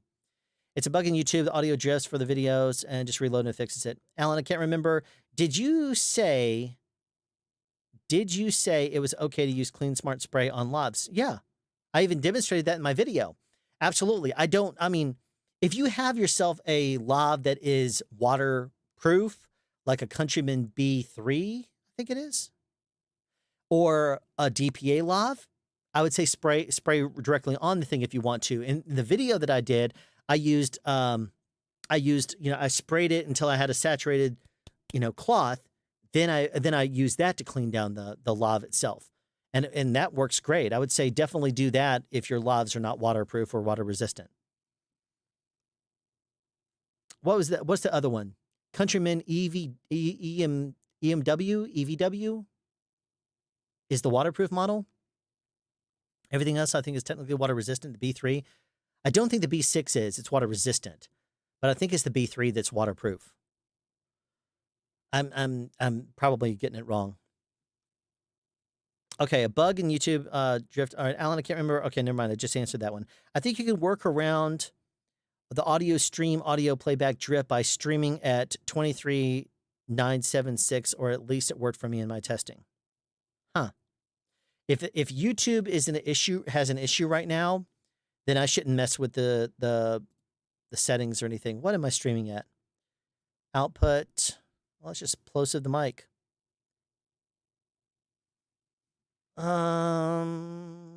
Where's the streaming? I can't tell what it's streaming at. Yeah, sorry. Can't tell while we're recording. I don't want to, or while we're streaming.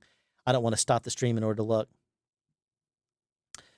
Alrighty. I think, Alan, question. I've heard that sparkling water makes sets go round. Do you drink sparkling water, and do you find it as hydrating as flat water? I think you're talking about LaCroix. I do not like LaCroix. I'm not a fan of most sparkling water. I'll tell you what my sparkling water of choice is. Tonic water. Years and years ago, I've never drank, but years and years ago, there was a bar that I used to go and play pool at with my friend Thomas. And the only, if we didn't want to get Coke or some sort of a drink like that, we would get tonic water. And most of the time, that's what we would get. It's got a great flavor to it. She'd squeeze lime in it, and it was fine. But I'll tell you this, I am right now the kind of guy that will still go to a store, get a liter of tonic water, put it in the freezer for 2 hours until it's nice and cold, come out and just drink the thing out of the 1 liter thing. I've done that probably, I have not done it this week, but I believe I went on Friday of last week and I bought 2 liters of tonic water, and one of them was devoured that day, and the next day it was something else. So if you're talking about water, on set, usually it's more along the line of LaCroix. LaCroix are what people seem to go crazy over. I think it's vegan. I think it's got to me, it's nasty stuff. I've never been a fan of club soda. I've never been a fan of most of those kind of things. Clearly Canadian, I used to love back in the day. Clearly American is out now. I think Clearly Canadian I saw recently in a Kroger, and I said, I should get that, but I'm not going to. Clearly American is an off-brand, I think is sold by Walmart or something like that. There's others like that, but you won't find them on sets. Usually what drives the film industry is caffeine. So you're talking about 5-hour energies, but usually it's coffee. Coffee is what people will pound down all day long. You'll have directors that are constantly walking around with a cup, and you swear that they're going to die in their 50s because of the amount of caffeine that they constantly pound down. You have people that will say, yeah, give me a 5-hour energy. And then, of course, you have people like me that are like, oh, just give me a Zip Fizz. And speaking of Zip Fizz.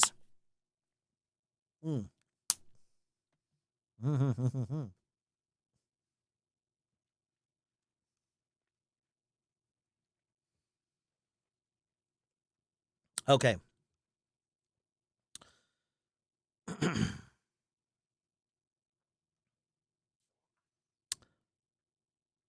Soundspeed MX is a local shop in Mexico City. They've been around. I have a B3. Okay. Okay, so I don't need to worry about Soundspeed MX. Yeah, and I know there's a Soundspeed company in Ireland also. And in all honesty, it's cool.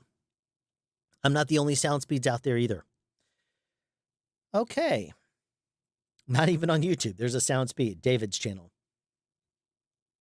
They've been around for a while. Love it. All right. Should I use a long 3.5 extension cord to use the DD VMic 3 Pro as a boom, or should I use the DD Mic 2 through an XLR as a boom? Use the S Mic 2.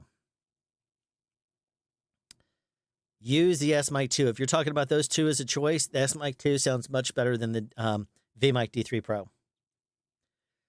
And that is an unbiased test. I've tested both of them. I like the fact that it's a $300 overall kit, but you're talking about a microphone that's a shotgun microphone designed for use on film sets with regard to RF interference, with regards to rejection, with regards to a whole bunch of things. I like the fact that the VMic D3 Pro comes, you can get it as a complete kit, but it's still self-powered. And yes, you put phantom power through to it, but it's powered directly off of its. So if you're gonna use something, I would say go with the S Mic 2 over the VMic D3 Pro. VMic video mic, S Mic sound mic. I would go for the sound mic over the video mic. You're streaming at 30 FPS. Don't change the stream. Wait until next time to tweak. And also, I keep hearing people that say that it's also an issue with YouTube tonight. I've not heard of issues with AV sync in the past. I know that my voice is broken up before I fix my internet, but with regards to streaming at 29.97 or 23.97.6 versus 30, I've not heard of that. LaCroix tastes like you were drinking carbonated water and someone screamed out loud the name of a specific fruit in the other room. I'll tell you what we call what I've referred to it as with a couple of my friends. I tasted it and I said, "This is nasty," and I went and spit it out. To me, it tastes like what I would imagine diet pea water to taste like. I can't. I mean, that's what how I've referred to it. A couple of my friends, actually, we say it tastes like diet pea water. It does not taste good to me at all. It tastes nasty. And usually LaCroix is one of those things where either you like it or you hate it. There's not like a middle ground where someone's like, yeah, I mean, sometimes I could go for one. I may be doing instead a Sprite or something. If you want a LaCroix, go get a LaCroix if you like it. If you don't, then get something else. Me, personally, I'm not a fan of LaCroix at all. I think they're nasty. Nasty, nasty, nasty. Okay, White Claw tastes like you're drinking TV static while someone screams out the name of fruit in another room. Okay, White Claw. You took your Zip Fizz like I take spoons of Kool-Aid when I was a kid. You know what? It's funny. I love, if I sometimes I'll just take Zip Fizz and I'll put it in like that. If I don't know if I'm going to take the entire thing, I'll usually just sip on it. I'll just take a little bit here and there, and it's going to be great, like I do with the Zip Fizz. When I was on Walking Dead, I would go straight with the Zip Fizz. I would just, have a little bit of that. Then I'd have a little bit of water. Sometimes what I'll do is I'll put a little bit of water in my mouth to make me have a wet mouth, and then I'll put the Zip Fizz in there to make it fizzier. But I mean, I've taken the entire, Zip Fizz thing in my mouth. But then because I'm on a live stream, if I were to do that, I wouldn't be talking for a good 30 seconds or so. Just mainly because it's kind of like the cinnamon challenge in the sense that once you put it in your mouth, you have to hold your breath for probably a good 3 to 5 seconds after you close your mouth. And once you close your mouth, do not open it. Even if you feel like you got to close up the back of your throat and you got to breathe in and out through your nose very slowly, because you do not want to accidentally breathe in through your mouth at all. You don't want to spit it out there and then breathe it in through your nose, because you'll gag, and all of a sudden a big cloud goes in the air of Zip Fizz. And not only do you waste the Zip Fizz, but you're going to choke yourself. Don't do that. So if you're going to do the Zip Fizz the way I did it, just like you just saw me do it, the technique, I'm going to teach you a technique on how to take Zip Fizz. You hold your breath, you put this stuff in your mouth, you continue to hold your breath, mix it in with the saliva inside your mouth until it's completely liquefied, and then you're good. So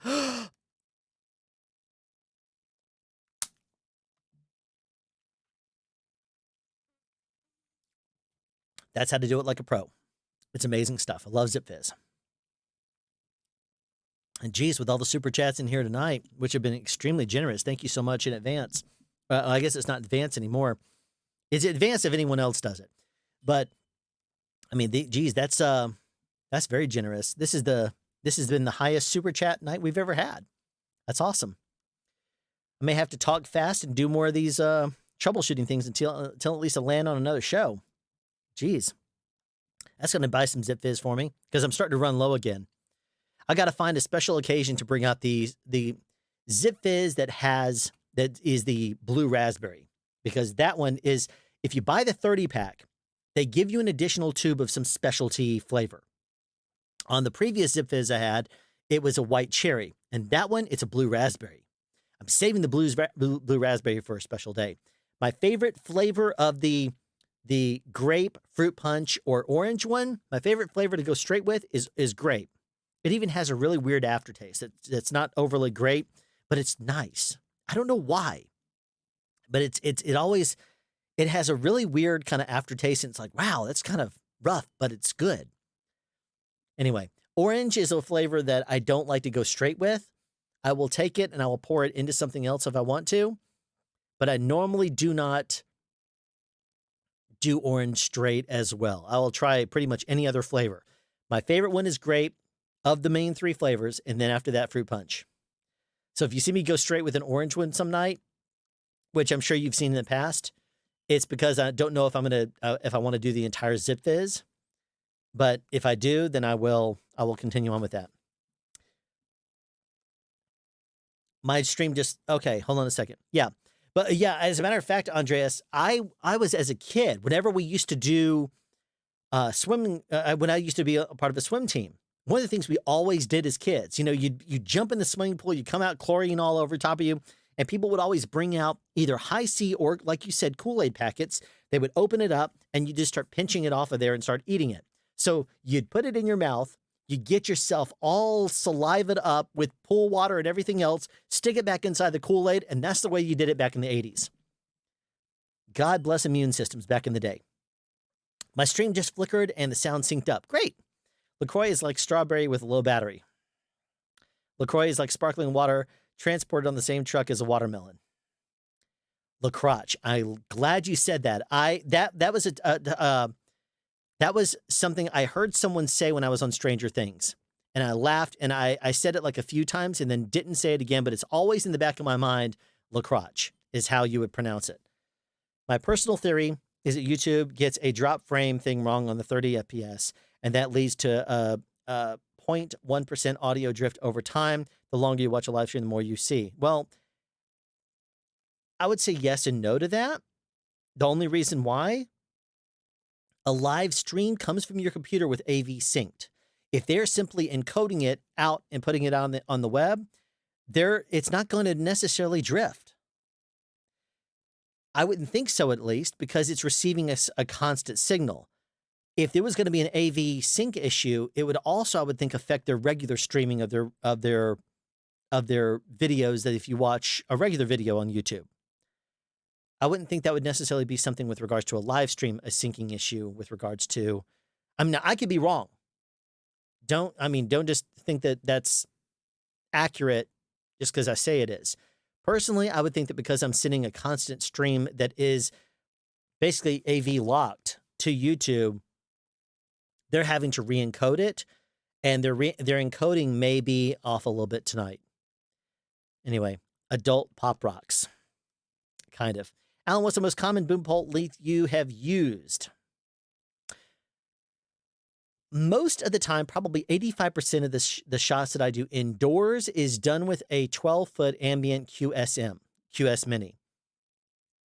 If I were, and then probably the other 14.9% of the time I'm indoors, I will end up using a QS.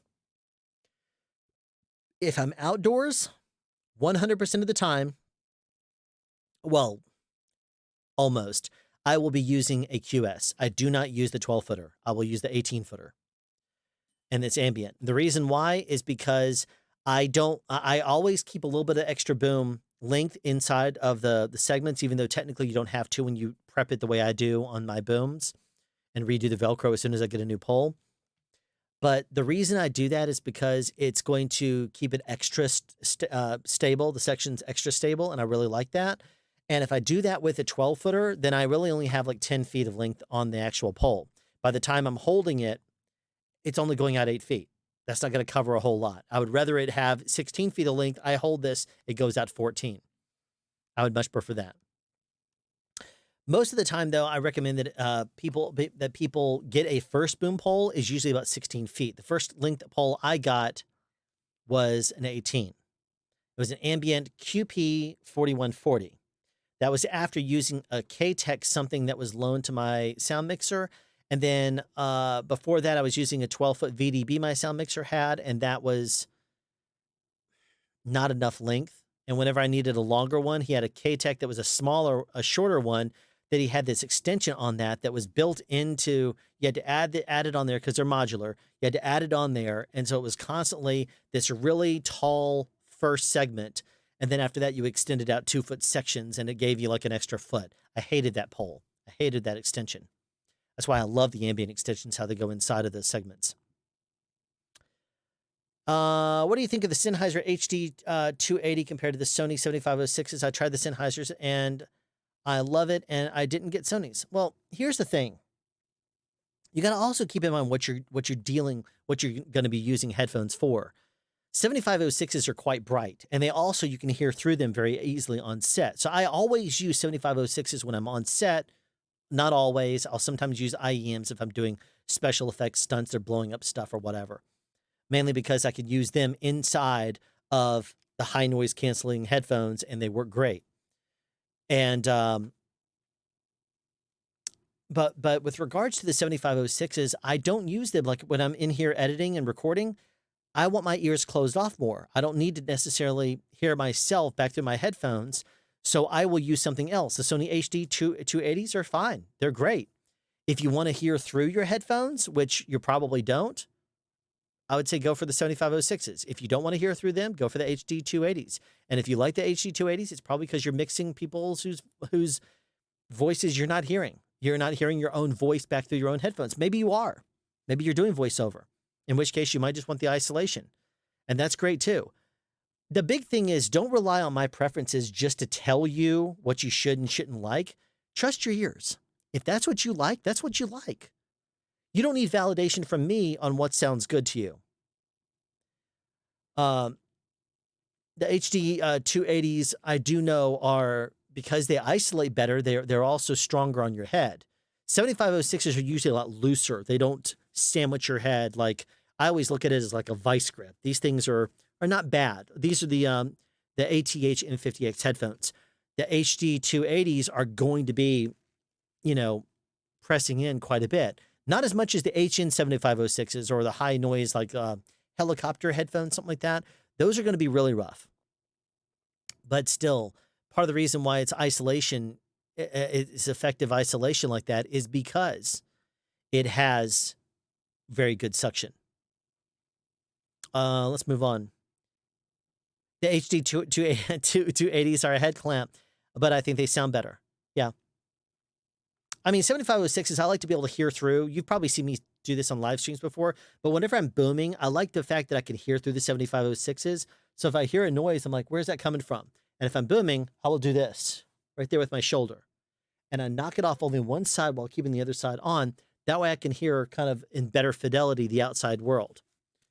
And that's a little technique I'll use, and it always holds to my head just fine. So if I'm mixing, if I'm doing something else, I want more isolation. So I'm not hearing as much from set. I'm only hearing what's coming through the microphones. On set as a boom operator, I like to be able to hear those sounds because I will snap my head over at whatever the sound is. And sometimes if there's someone making noise on set and they know they did something, I'll end up, sometimes a first AD, if I snap my head over and a first AD sees me, I'll be like this, and the first AD will address it. And maybe someone, if they see my head snap over at them, they'll be like, indicating that they got it. They didn't think I would hear something, and then I did. And so I'm like, glaring at them. Live stream or different transcoding treatment. Yeah. Post stream, it was processed a while before it goes live as a normal YouTube video. Yeah. Rido's here. Have I tried a Loon Boom? I have, and I like them, except I'm not a fan of the wing. even though I know why it's useful. I'm not a fan of the multiple sections. I like the fact that with an ambient, you only have 3 knuckles you have to mess with. On a Loon, you have 5. I like the fact that they collapse down smaller. They're definitely works of art, and Don Wetzel, the fact that he is no longer with us, is definitely a bad thing. Don, True Audio and Gotham Sound here in Atlanta said he was very reclusive and didn't talk to them. I reached out to him once because I was trying to get some information for a boom class I was teaching in Atlanta probably 4 years ago or so. Don encouraged me to call any time of the day or night. He says, if you have any question, he talked all about his patents. I probably spoke to the man for probably 2 or 3 hours. He was a genius. He was one of the guys that was, as you know, that was behind K-Tech's, success in the very beginning. Very, very brilliant man. And he was also so generous that he even donated a 14-foot loom boom to a class for me to give away. And so I ended up giving it away because I did a lot of giveaways and stuff in a lot of my old classes. I finally got to the point where I would rather just concentrate on the content rather than, giving away stuff. And so I stopped doing that because, I mean, it's one thing to be able to say, oh yeah, I'll give something away or, answer this question, but then it becomes more like a game show. So I stopped doing that and just leaving that up to things like the Mixer's Mixer. But, I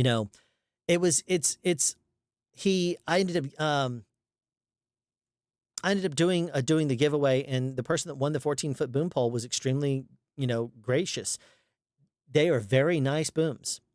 I do not like the fact that they're thicker segments. I don't personally like the feeling of those segments when my hands get sticky. I don't like wearing gloves personally. I don't like the design of the wing, even though I understand the purpose of it and it is brilliant. Not my thing. Not my thing personally. I like ambience, but I have tried loon poles. I've also tried them completely uncabled. And I actually think I prefer them uncabled to when they're cabled. Even though I do understand that the loon coiled cable was actually made better because it extended out. It went tighter and it extended out more than a common cable did. That's the reason why it was more expensive too, because it actually collapsed down better and smaller.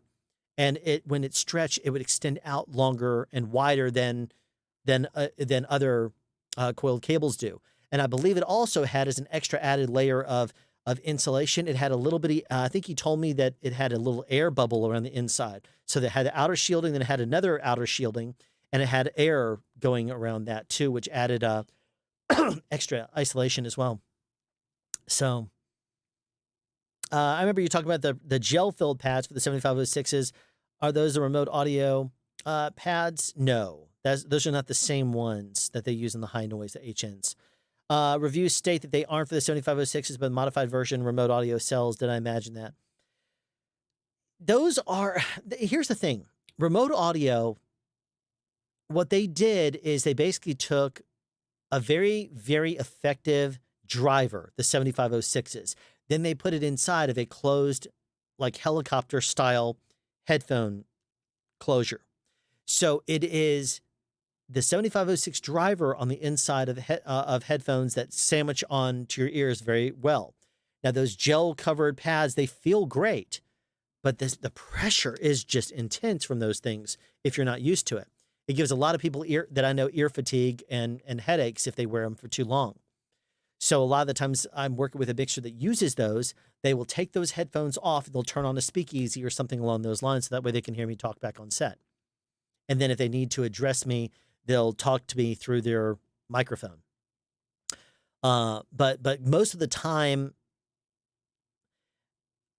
I think they're different. I definitely think they're different because they're designed to actually stick onto the headphones versus these, which are totally different the way that they fit on.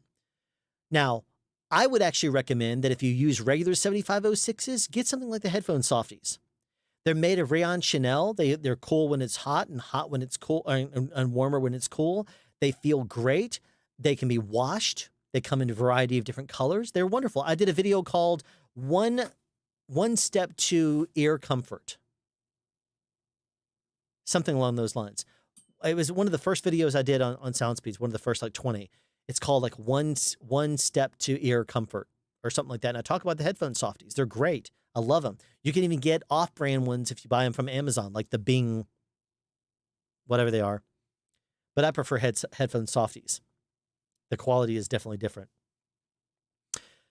Okay, I haven't tried the Sonys. Live streams. Okay, we already got through that. All right, gotta go. Great show. Thanks, Timothy, for coming in here. See you, Tim. They have a pair of HD 280s in the Tower of London. Do they really? Medieval torture devices. Well, I think they would find the headphones that are designed for high noise, like helicopters and stuff. Those would be even better because those things sandwich your brain. I'm heading out. Alan, I emailed you about the IFBs. Okay, Ken. I'll check it out. Rest in peace. I'm sure you're talking about Don Wetzel. I like how silent it is, even when you extend. I like it thicker. Yeah, I mean, I've said for a long time, boom poles are all about personal preference. Do you have drier hands? Do you have more oilier hands? Because that could drive your decision. I don't know very many people that have oily hands that like VDBs, for example. Usually only if you have drier hands, because the shield, the outer case on the outside segment is very, very shiny. It will stick on your hands. The thicker segments, extending it out, it does mean it collapses down smaller.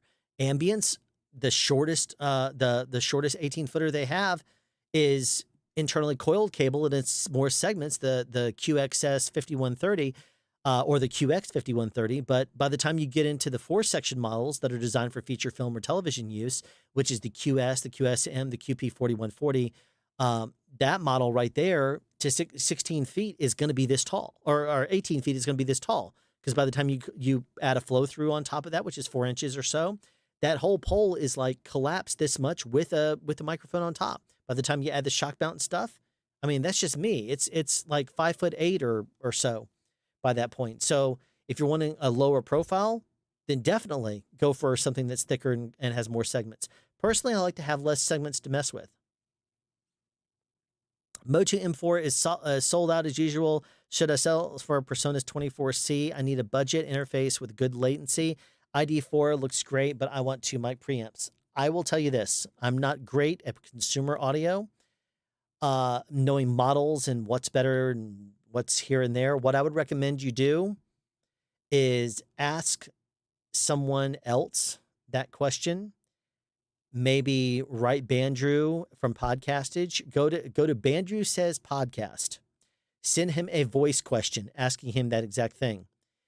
I think he prefers the voice questions, and he will prioritize. I don't know this for a fact, but I would assume that he would prioritize the voice questions higher than he would the written questions, because he doesn't like reading the questions as much, and he would more encourages the voice questions. So I think he prefers, he does a mix in his shows. I could be mistaken on this. I do know he's backed up though. So if you're looking for an urgent answer, you might jump into his Discord or an audio Discord and ask somebody there. If not, do a search on the internet. I don't even know what the PreSonus 24C is. I don't know very many budget interfaces with good latency.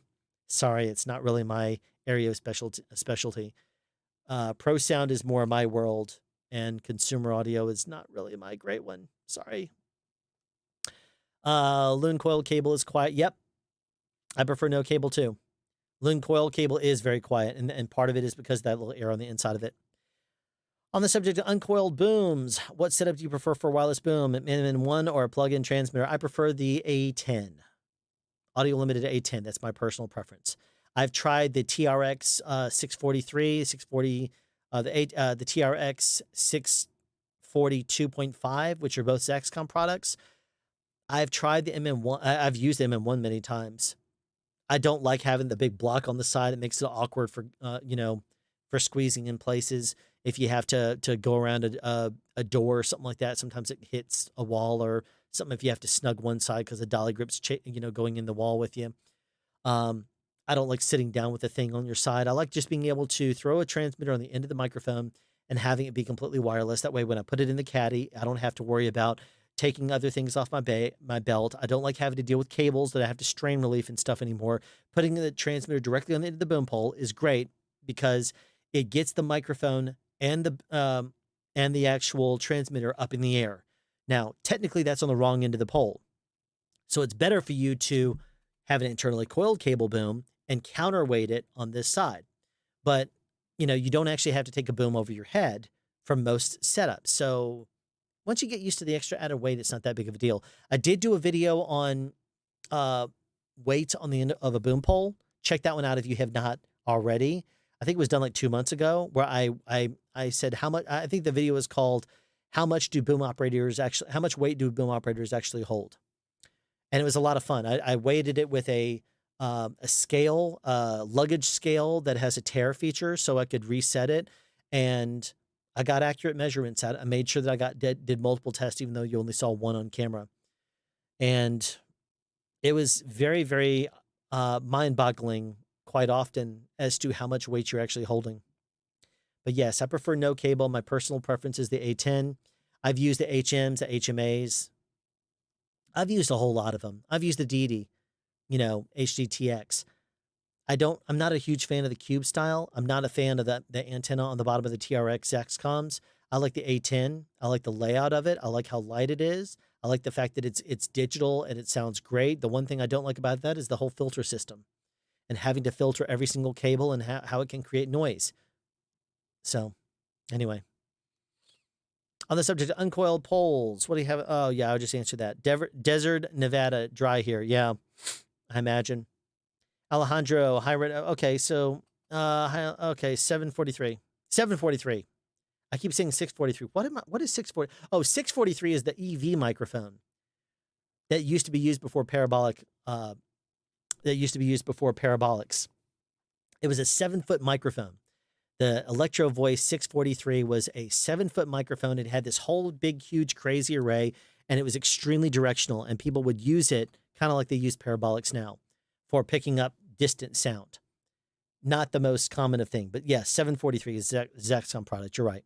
No worries. Thanks for the tip. No cable lets you swing like crazy. Yeah, it does. You just got to make sure it's on there well and the cable doesn't slap the boom or the microphone or anything like that, and you're good.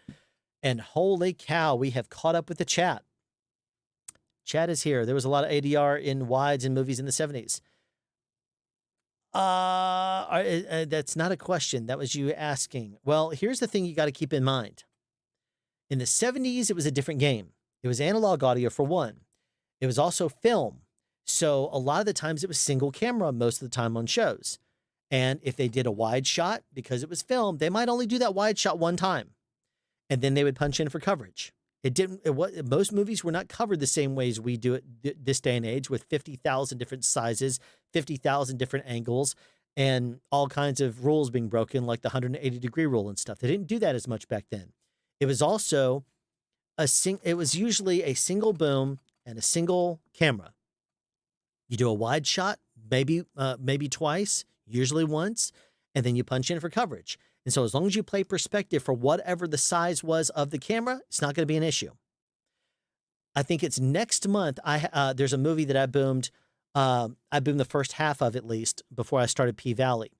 It's called Devil All the Time. It's a period movie. It takes place in the 40s up to the 60s. And that movie, the director who they constantly said was a method director, he actually wanted, and he approached the sound mixer, Jake Slaney, and said, I want it to be a vintage type sound. Can you get some vintage microphones? And Jake came to me and he said, what would you think about that? I said, what do you mean? You want me to use dynamic microphones on the end of the pole like they did back in the 40s? I was like, let's not do that. I mean, let's look at other options here. What is he specifically wanting? Because they can make it sound like whatever they want to in post if we record it clean. But tell me what is he looking for? And he said he wants some sort of vintage sound. And I said, well, tell me about the movie. He told me it was going to be shot on single camera. As soon as he said that, I said, then let's do it old school style. Don't play the boom. Don't play the lav unless you really have to. Play me on the boom. Let me play perspective. And that's old school. That's the way it's going to sound like an old school movie. Let me play perspective for everything and just basically ride the one channel and ISO track anything else, booms or lavs and plants. Track that stuff. Let me play the boom. If I can't get something and I'll pull it in and then I'll tell you to, that I can't get something, and that's when you can play either a second boom, which usually if I couldn't get on a primary, then it was because it wasn't a huge cast count. It was usually because of some crazy thing that wouldn't be able to be second boom, like someone out too far extended away on a little you know, 20 feet away or something, and we can't physically get a boom out there, or something along those lines. But I said, why don't we just play it old school perspective? And he liked the idea, so we did that for the movie. So if you see Devil All the Time next month when it comes out, keep in mind that that was an idea that I pitched to the sound mixer. He liked the idea, and we went through that a lot. There was a lot of times on that show he was like, "Yeah, I'm going to start off with the lav, and then I'll mix to you as soon as he comes inside the car." I'm like, "No, play me. Are you going to be able to get him?" "Yes, I will." He's like, "Okay," and then he'd watch what I'm doing, and then he'd watch his monitor, and he'd be listening. He's like, "Wow, I would have ever thought about that." I was like, "Yeah, well, that's why I do what I do, and you do what you do." So it was a lot of fun, and I think there's going to be a lot of really cool sound in that movie.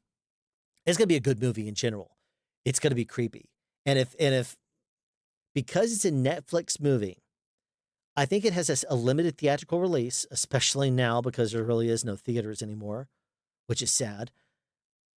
I think that if it were marketed better, which considering that it's coming out next month and you're not seeing it in theaters or anything, um, and seeing ads for it, or you're not seeing it really talked about and promoted, it could potentially be the next Bird Box, a next big, Netflix movie.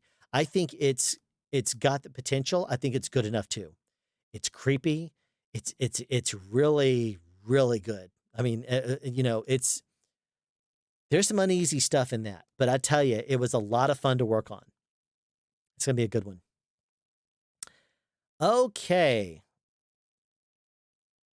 There was Elliot Gould in The Long Run Goodbye comes to mind as example of a bad example. Yeah. Head right over. Okay. I saw your cart photo in the JW Sound site, and carts and bags. I really like the setup and want to pick your brain. By the next Bird Box, do you mean people will hurt themselves after watching it? No, I don't. No. However, if people do what they do in the movie afterwards, then it would just be another one of those things you'd say, great, 2020 is just turning out even better. And I say that with an eye roll because you don't want to have happen what happens in this movie at all. But it has the potential to be another one of those cult followings that shows up very, very highly watched. And I think that if people discover it, if Tiger King can make it big because it's creepy and crazy, and Bird Box makes it creepy and crazy, I think that this movie, Devil All the Time, could do the same. It's got a great cast. It's got a great story. I hope if they put it together and it is the way that I feel like it's going to be when they piece it together, when it's fully through editing and released, I really think it's going to do well. I really think it's going to have some great potential. We'll PM you. Okay, so would you benefit from a boom that is more than half the weight? So you're asking basically back to a loon because because loons are light. I mean, loons, here's the thing. No, that's not what you're asking. You're making a boom. Okay, here's one of the reasons I like ambience. I know they're heavier. I know that they have less sections. Here's what I like about ambience. When I snap it someplace, it doesn't do that. When I use a loon and snap it, it does this number a couple of times. If I snap a ambient, it goes like this, and then it dials in. And that's basically my ability to snap it someplace and slam on the brakes. The pole doesn't shake. PSC's in my hands. If I do a fast move, it will overshoot and will correct a little bit. K-Techs bounce all over the place. Loons, they do a little bit of that. Panamics usually are pretty solid too. They're very stiff. The sections are bigger on those, and I don't like that outer section feel. But I will tell you, if you're making a boom, more than half of a regular boom. Personally, I like rigidity. I trade off the extra added weight in exchange for more rigidity and snappiness. That when I put a boom someplace, it moves where I want it to. Now, I do understand that some people rely on the fact that like they don't mind a K-Tech bouncing, because if you walk and you're not overly smooth, then that pole will actually it will even out better the microphone will stay almost perfectly still if you're moving the pole like this because of its design. It's springy and it's designed to be springy and absorb some of that. Personally, if I boom and I'm with an ambient and if I take a misstep and the microphone goes up or something like that, it's not going to be nearly as smooth, admittedly. But I would personally rather, I wouldn't trade that though. I like to have a stiffer boom. I like it to be able to snap where I want it to. If it means it's heavier, so be it. That's fine. I'll get used to the added weight. But I've also had other friends that have come to cover me for a day. Can I use your poles? Yeah, absolutely. And then when I say, how did it go? He says, man, I'm never again using an ambient. I'm like, why? It's just too heavy. I'm like, okay, that's fine. It's just not their preference. But I mean, as you know, booms are very, very, it's basically a personal preference thing. But would you benefit from a lighter boom? Yeah, why not? I mean, it's going to be easier on the muscles. It's going to be easier on everything. Now, as long as you're not trading off on anything, I would like rigidity. I would like to actually, why do I like it to be rigid? Because I like to snap a boom exactly to where I want it to go. And I don't like it bouncing back. I don't like to have to slow it. I don't like to have to concentrate on going extra slow and then countering, springiness. I like to just snap it to where it is, and I know how to slow it down so that way it doesn't jerk the microphone. I know how to do that. Would I benefit from a lighter boom? Absolutely. I would love to have a boom as light as a K-Tech, but snaps like an ambient. I would switch to that one really quickly, provided that I like the build quality. I do not like the old K-Tech Classic and Avalon knuckles. Those that just, and the fact that when you extend out a K-Tech, how it you can almost fling the sections out and it slides out like that. I personally would prefer to have a little bit more. I don't like to do that. I'd prefer to, this is just me. I would prefer to have a little bit of resistance there so that way it doesn't just sling out and make, a slide noise. I'd rather it slide out, be smoother. Ambients are very difficult to make any kind of handling noise with if you use a proper cable on it. If I make and solder a cable on a straight cable through an ambient, you're not going to hear it. And I mean, but absolutely. I mean, I would deal with a 5-section boom and potentially end up changing out my primary booms if they were lighter and they were still just as stiff as an ambient or performed very similarly. What about the locks?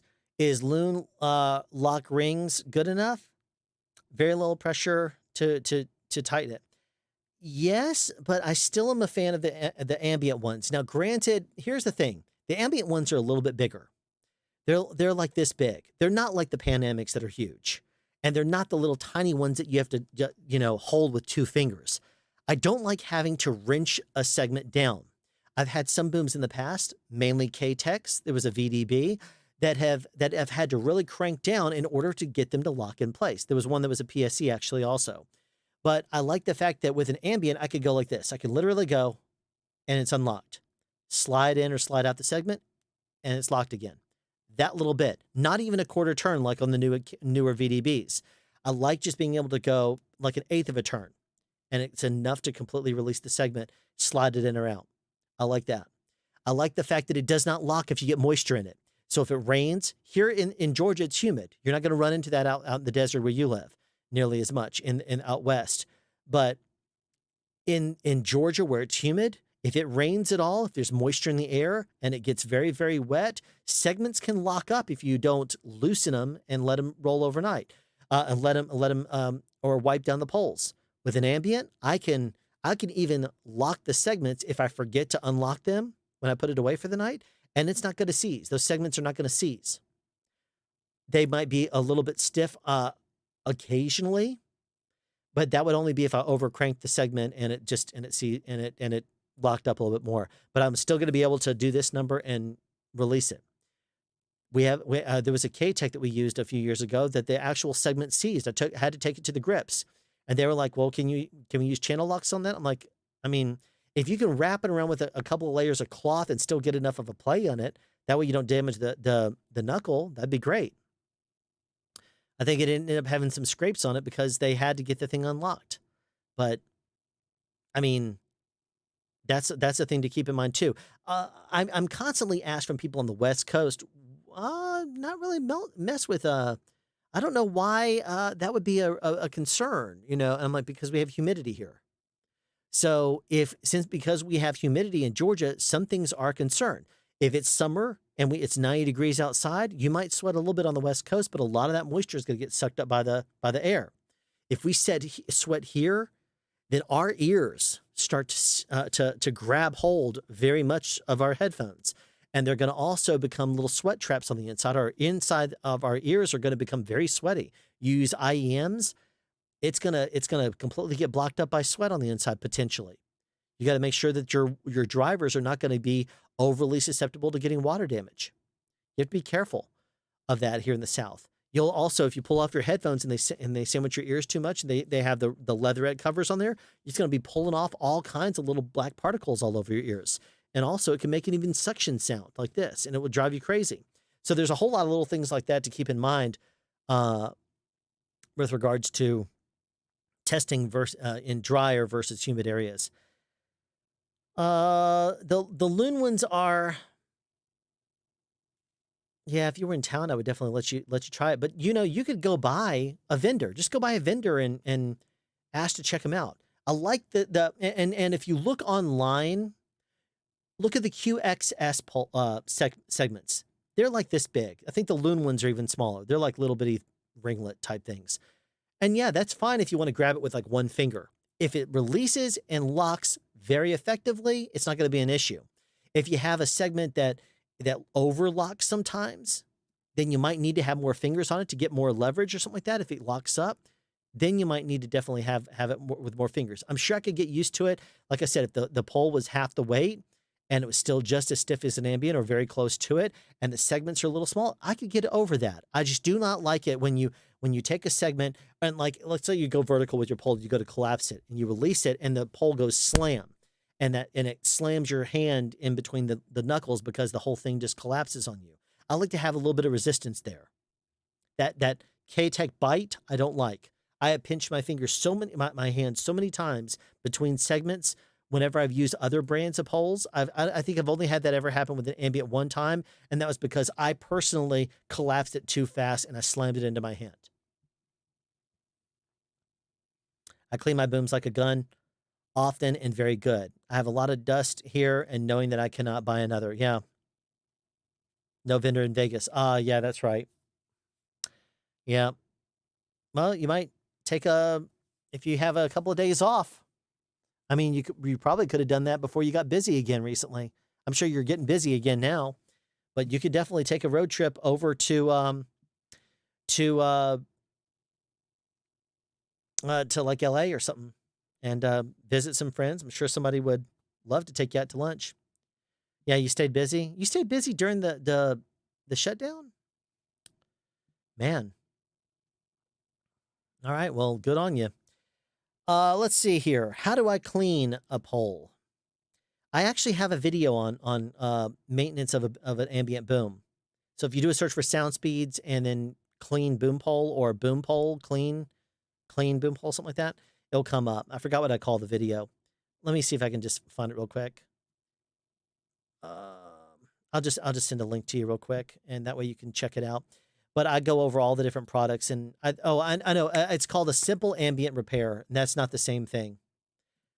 That's not the same thing. So let me tell you real quick. There's if I clean off, if I need to. Thanks for coming, Cool Mark D. Appreciate you coming out. If I'm cleaning an ambient boom, I use different products depending on the brand of boom. Ambients are carbon fiber, and the cleaning procedure I usually use on that is I will use 409 if there's anything I actually need to clean off of them. Now, ambients are self-cleaning of dust to a certain degree. They have that ambient special Velcro on the inside that as you extend and collapse a pole, it will take off dust, light dust. And you do need to replace the Velcro from time to time, but that's fine. The biggest thing is 409 is going to get off any kind of gunk or grime that's actually on the segments themselves. And I will use microfiber cloths that are made very, very plush in order to get that off of there. I will also use Pledge furniture polish with orange oil. and I will take that over to high gloss the pole, and then I will take that. I'll wipe that off.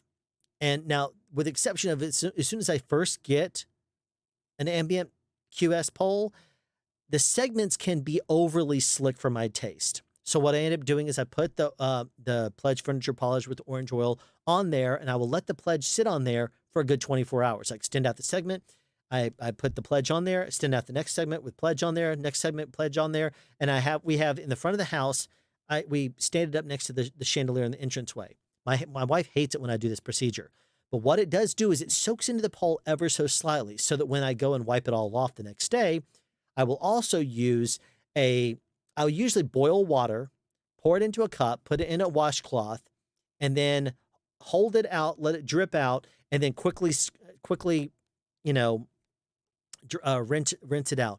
And usually that's enough to make it still hot, but I could still touch it. And so usually by then it's not boiling anymore. I let it, cool just a little bit. But then what I'll do is I'll take that and I'll wipe that over up and down the boom a little bit. So that way it kind of opens up the pores just a little bit. So that way maybe some of the Pledge gets in there. Maybe some of it gets out at the same time. But then I go back over and I dry the segment. Doing that, it's done a lot of great treatment to my booms. Now you've seen, I'm sure, they used Protectol on ambient. I'm not on ambient, on K-Tech booms. Protectol is very effective for things like graphite poles, like K-Tech's. They use Boom Shine, which I'm sure you've heard of too. That's a product that is very common to use on boom poles as well. But Protectol and Boom Shine are the two biggest ones that I would use on boom poles if they were made of graphite. And I'm sure you know the difference between graphite and boom and carbon fiber boom poles is that basically as they're going through the process after they create the combination of carbon fiber, because carbon fiber and graphite is the exact same thing, the difference is the curing time. If they take it and they put it in for a few hours at 2200 degrees or less, then it's going to retain its rigidity, and remain carbon fiber. If they put it in 2200 degrees Fahrenheit or higher for the process, that it actually breaks down the carbon fiber ever so slightly and becomes more flexible. That's where graphite comes from. So, Alejandro, good night. So that would be one of those things that I would say, if you're looking at cleaning process, that is the cleaning that I do on it. Now, I think Don Wetzel,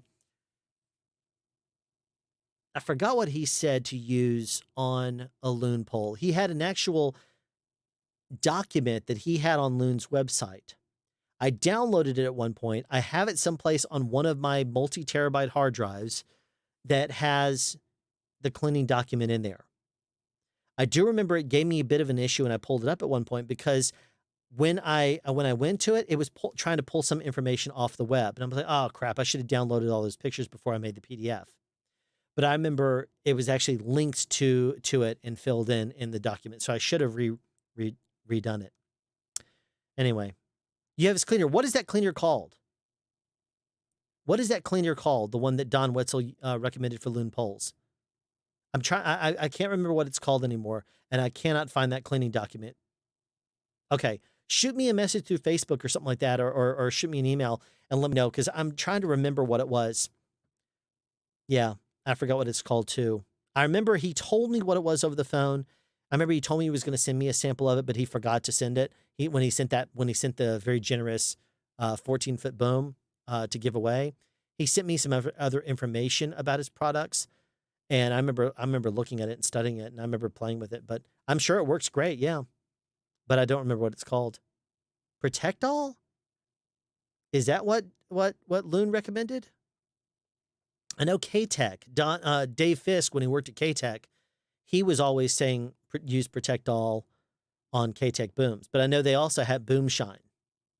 There's a nice video from Ambient with Klaus and Gunther about how to clean their poles. Really? Regards from Journey. Duke Nukem. Well, thank you very much. I'll have to look that up, because I was not aware. I was not aware of that. I'm going to have to look that up, because chances are, if I how to clean ambient boom pole. Helps if I spell it right. Well, my videos come up before theirs. Okay. An ambient boom repair made easy, sound speeds. 3BO boom pole maintenance, sound speeds. Boom pole buyer's guide, DD microphones. Boom pole 101, Gotham sound. RLFO sound, ambient QRT quick release tip. VDB QT boom pole tutorial. I remember seeing that video. The ambient manufacturing the boom pole. There's the ambient's channel. Let me actually go to their channel real quick and I'll look. Oh, there's a lot of videos. I'll have to look through it. I remember their manufacture the quick pole was amazing. But I'll have to look that up. If you find the link and you want to just add it here, ambient something. It's probably in German, isn't it? Anyway, I'll look through their channel. There's something recently, 3 weeks ago, 2 months ago, 3 months ago, 3 months ago. I don't know. I have to look at it again. I haven't looked at their channel in a while because they didn't release a lot of products for a while, a lot of videos for a while. Well, okay. Channels, the questions have slowed down. I want to pick your brain about my boom. If you have a second sometime, absolutely. Shoot me a message through Facebook and I would love to talk. And yeah, by all means, pick my brain. If you have a prototype even and you want to send it to me to test, I'm glad to test them also. I have 2 shows right now we're kind of in negotiations for. We're going to take one of the 2. It doesn't start again for another month and a half. If you have something by then and you want to shoot it to me, I would gladly check it out and give you my thoughts about it. Okay. Kevin Cherokee, I'm sure you're talking about. Kevin is amazing. Oh, I love Kevin. He's such a good guy. So, and yeah, he's definitely someone that would be a very good person to let check out. And he's a KTech guy. So if you have a product that is Kevin, that is KTech minded, Kevin would be a good person to check out. He loves the new KTech Classic pole. Me, I'm an ambient guy, so that's a good take to have on it as well. Unfortunately, it's not finished yet. Well, tell you what, I'm the kind of person that you can completely trust. Lips are sealed. There's a lot of companies that don't even bother NDBing me before they end up talking to me about questions. Some companies do NDB me, but you know how us people in the film industry are. We'll keep secrets. I can be friends with KTech people. Yeah, I can too. They're good guys. I mean, it's very rare that there's a sound person I don't like. I think as a general rule, sound people are just overly cool. I mean, really, when it comes down to it, we're probably amongst the coolest of departments. Not because we're cool, like, man, he's such a cool guy, but just because we're down to earth. That is what I mean. I don't by any means think I'm cool. It's more like, watching Almost Famous and the kid that thinks he's cool isn't. That's more like me. But it's also funny if you end up having a sound gathering where a whole bunch of sound people will walk in the door. You can spot the people that enter the bar or enter whatever is a sound person because they just have this natural awkwardness about them. Even if they're confident in whatever, if they don't know anybody, there's this natural vibe you get off of the sound person. But sound people are really cool. Yep, and the business side of it. I don't play like that. A bunch of things I just give away. Okay. Well, that's fine too.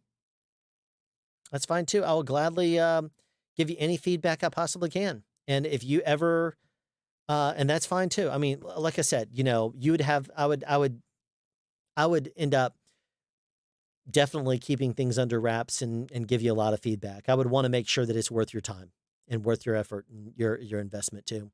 And that's awesome that you're making a new brand, a new boom. That's awesome.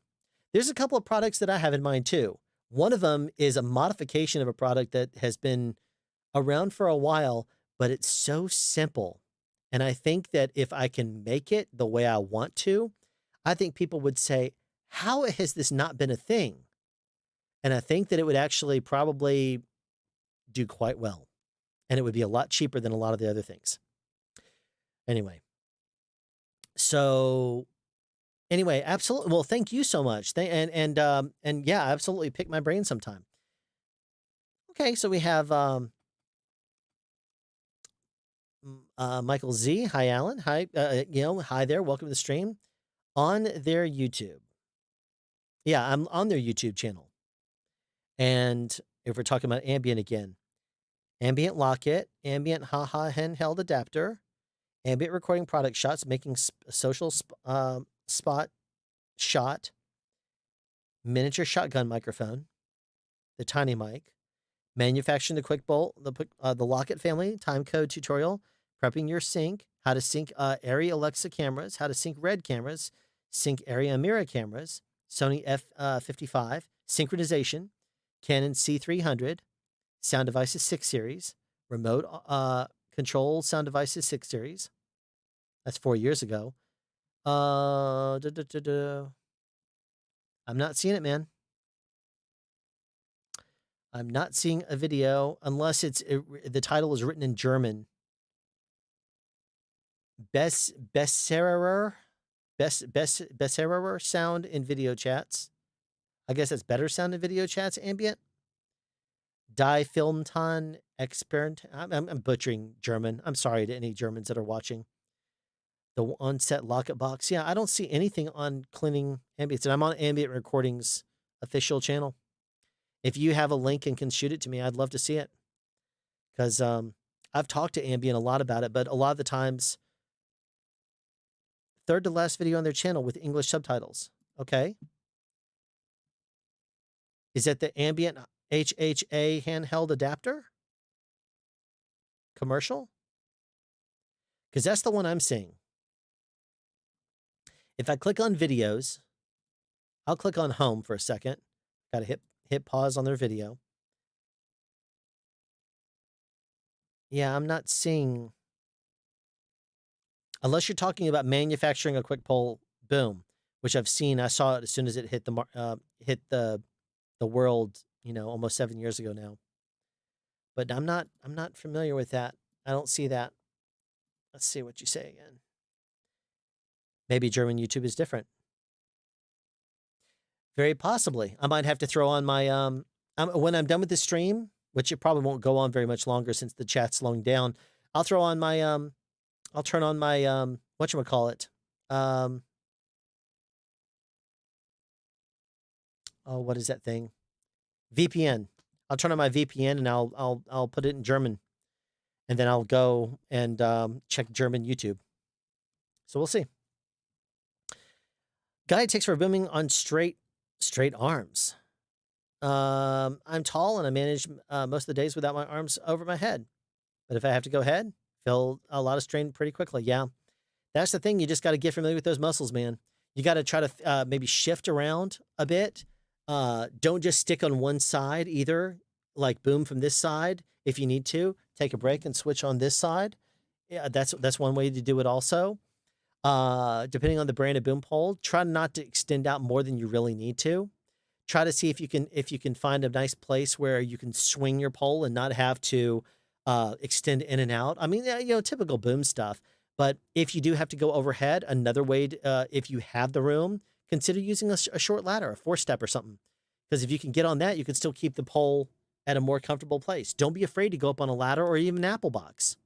Step up on an apple box. That right there, an apple box is the difference between going over your head and going here. If you could step on an apple box. So it would help you out, to be able to not have to extend over your head.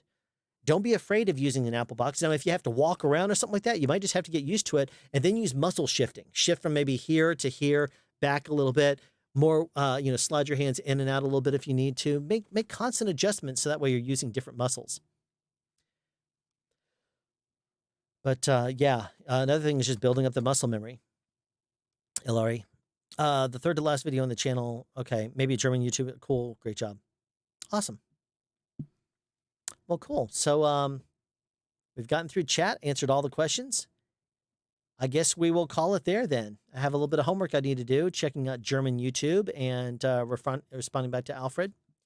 Thank you very much for everybody coming out tonight and checking out the live stream. It is the 6th on the East Coast, but the rest of the United States is still on the 5th. Thank you so much for coming out here and listening to a bunch of picking up my brain and chatting sound and stuff like that. You have kept me from once again recording a video, but that's what I wanted tonight. So I very much appreciate that. I appreciate all the the super chats and stickers that were bought too. Donations are all very, very highly appreciated, especially now during the shutdown. So if you're still on and any of you donated, thank you so much again for doing that. Hi, Alan. Thanks for the live stream. Can you describe how you typically cover an action fight scene? Well, usually there's not dialogue in those. So I usually don't get the microphone too close to it because I don't want to crowd the actors. If there's going to be throws, stuff flying in the air, usually people are louder also. So if they're louder, I don't need to be as close with the mic. And I will know the parts where the dialogue is going to be, and either we're going to go in for specials for that dialogue, or the cameras will push in there, and then I'll come down. But I give the actors some room because they're probably loud. But that's basically the way I'll do that, is if there's a place that I'll need a specialty microphone, a plant or something like that, I'll throw those out. But most of the time, I'll try to cover single boom because the cameras are going to be all over the actors. And if you can even follow what it is with the crazy spastic camera movements, then you'll at least hear my sound, and my sound will keep you grounded. So anyway, there you go. Well, thank you so much again for coming out. And yeah, I guess that's it. Sorry about the AV sync issues that we're having issue. Wait a minute. Do you do the grunts on location or just ADR? No, do them on location. Record all of that live. And if you need to have any of it as wild, like because it happens in a wide shot or something like that, you can also switch to a longer microphone. Get on an MKH 70 or an A16 or an 8070 if you need to. If you don't have one of those things and you want to, you can pick up a used one. Somebody told me in the chat I did on the live stream I did last week that he saw one that was, I think, being sold for like $850, something like that, an MKH 70. You can also get a Neumann KMR 82i, which is a great long shotgun microphone also. You can also get a, if you don't have any of the above, you can also get a Rode NTG8. Those sound good at a far distance too. They'll pull out that sound. So I would say that if you have a wide shot, grab yourself a long shotgun. As soon as you get in tighter, you can get all those on a boom, and it's going to work great. Just get those on a regular boom, either a super cardioid, or if you need the extra length, shotgun microphone. No harm in that. It's going to be fine. Usually people will, get louder, and they're not just, whispering. If you're talking about low grunts or something like that, ask for it wild. That way they can actually make those sounds. Now, it's going to be perhaps awkward, but if it's not too camera, you can say, hey, can you just do a pass of it wild, and I'll have the microphone right over you. If they're being more like little sounds like that, ask to get those wild. And they'll fly those things in all over the place, and they'll prop it up. And you got to keep in mind also, the pace you record a scene at on set is totally different than the pace they're going to edit it. It's going to be a lot faster. It's going to be mostly the big grunts. It's not going to be a lot of the little small ones. And if they need to, they'll always do a loop group on it. So it'll always end up having something. So I wouldn't worry about it overly much. Get on a long microphone if you're on wides. Get on a shorter microphone if you're close. And give them a little bit of room because they're probably going to be loud. Anyway, thank you so much. I'm going to say it again. Thanks for coming out. This time I'm actually ending for real. So y'all take care, and I will see you in the next stream. Take care.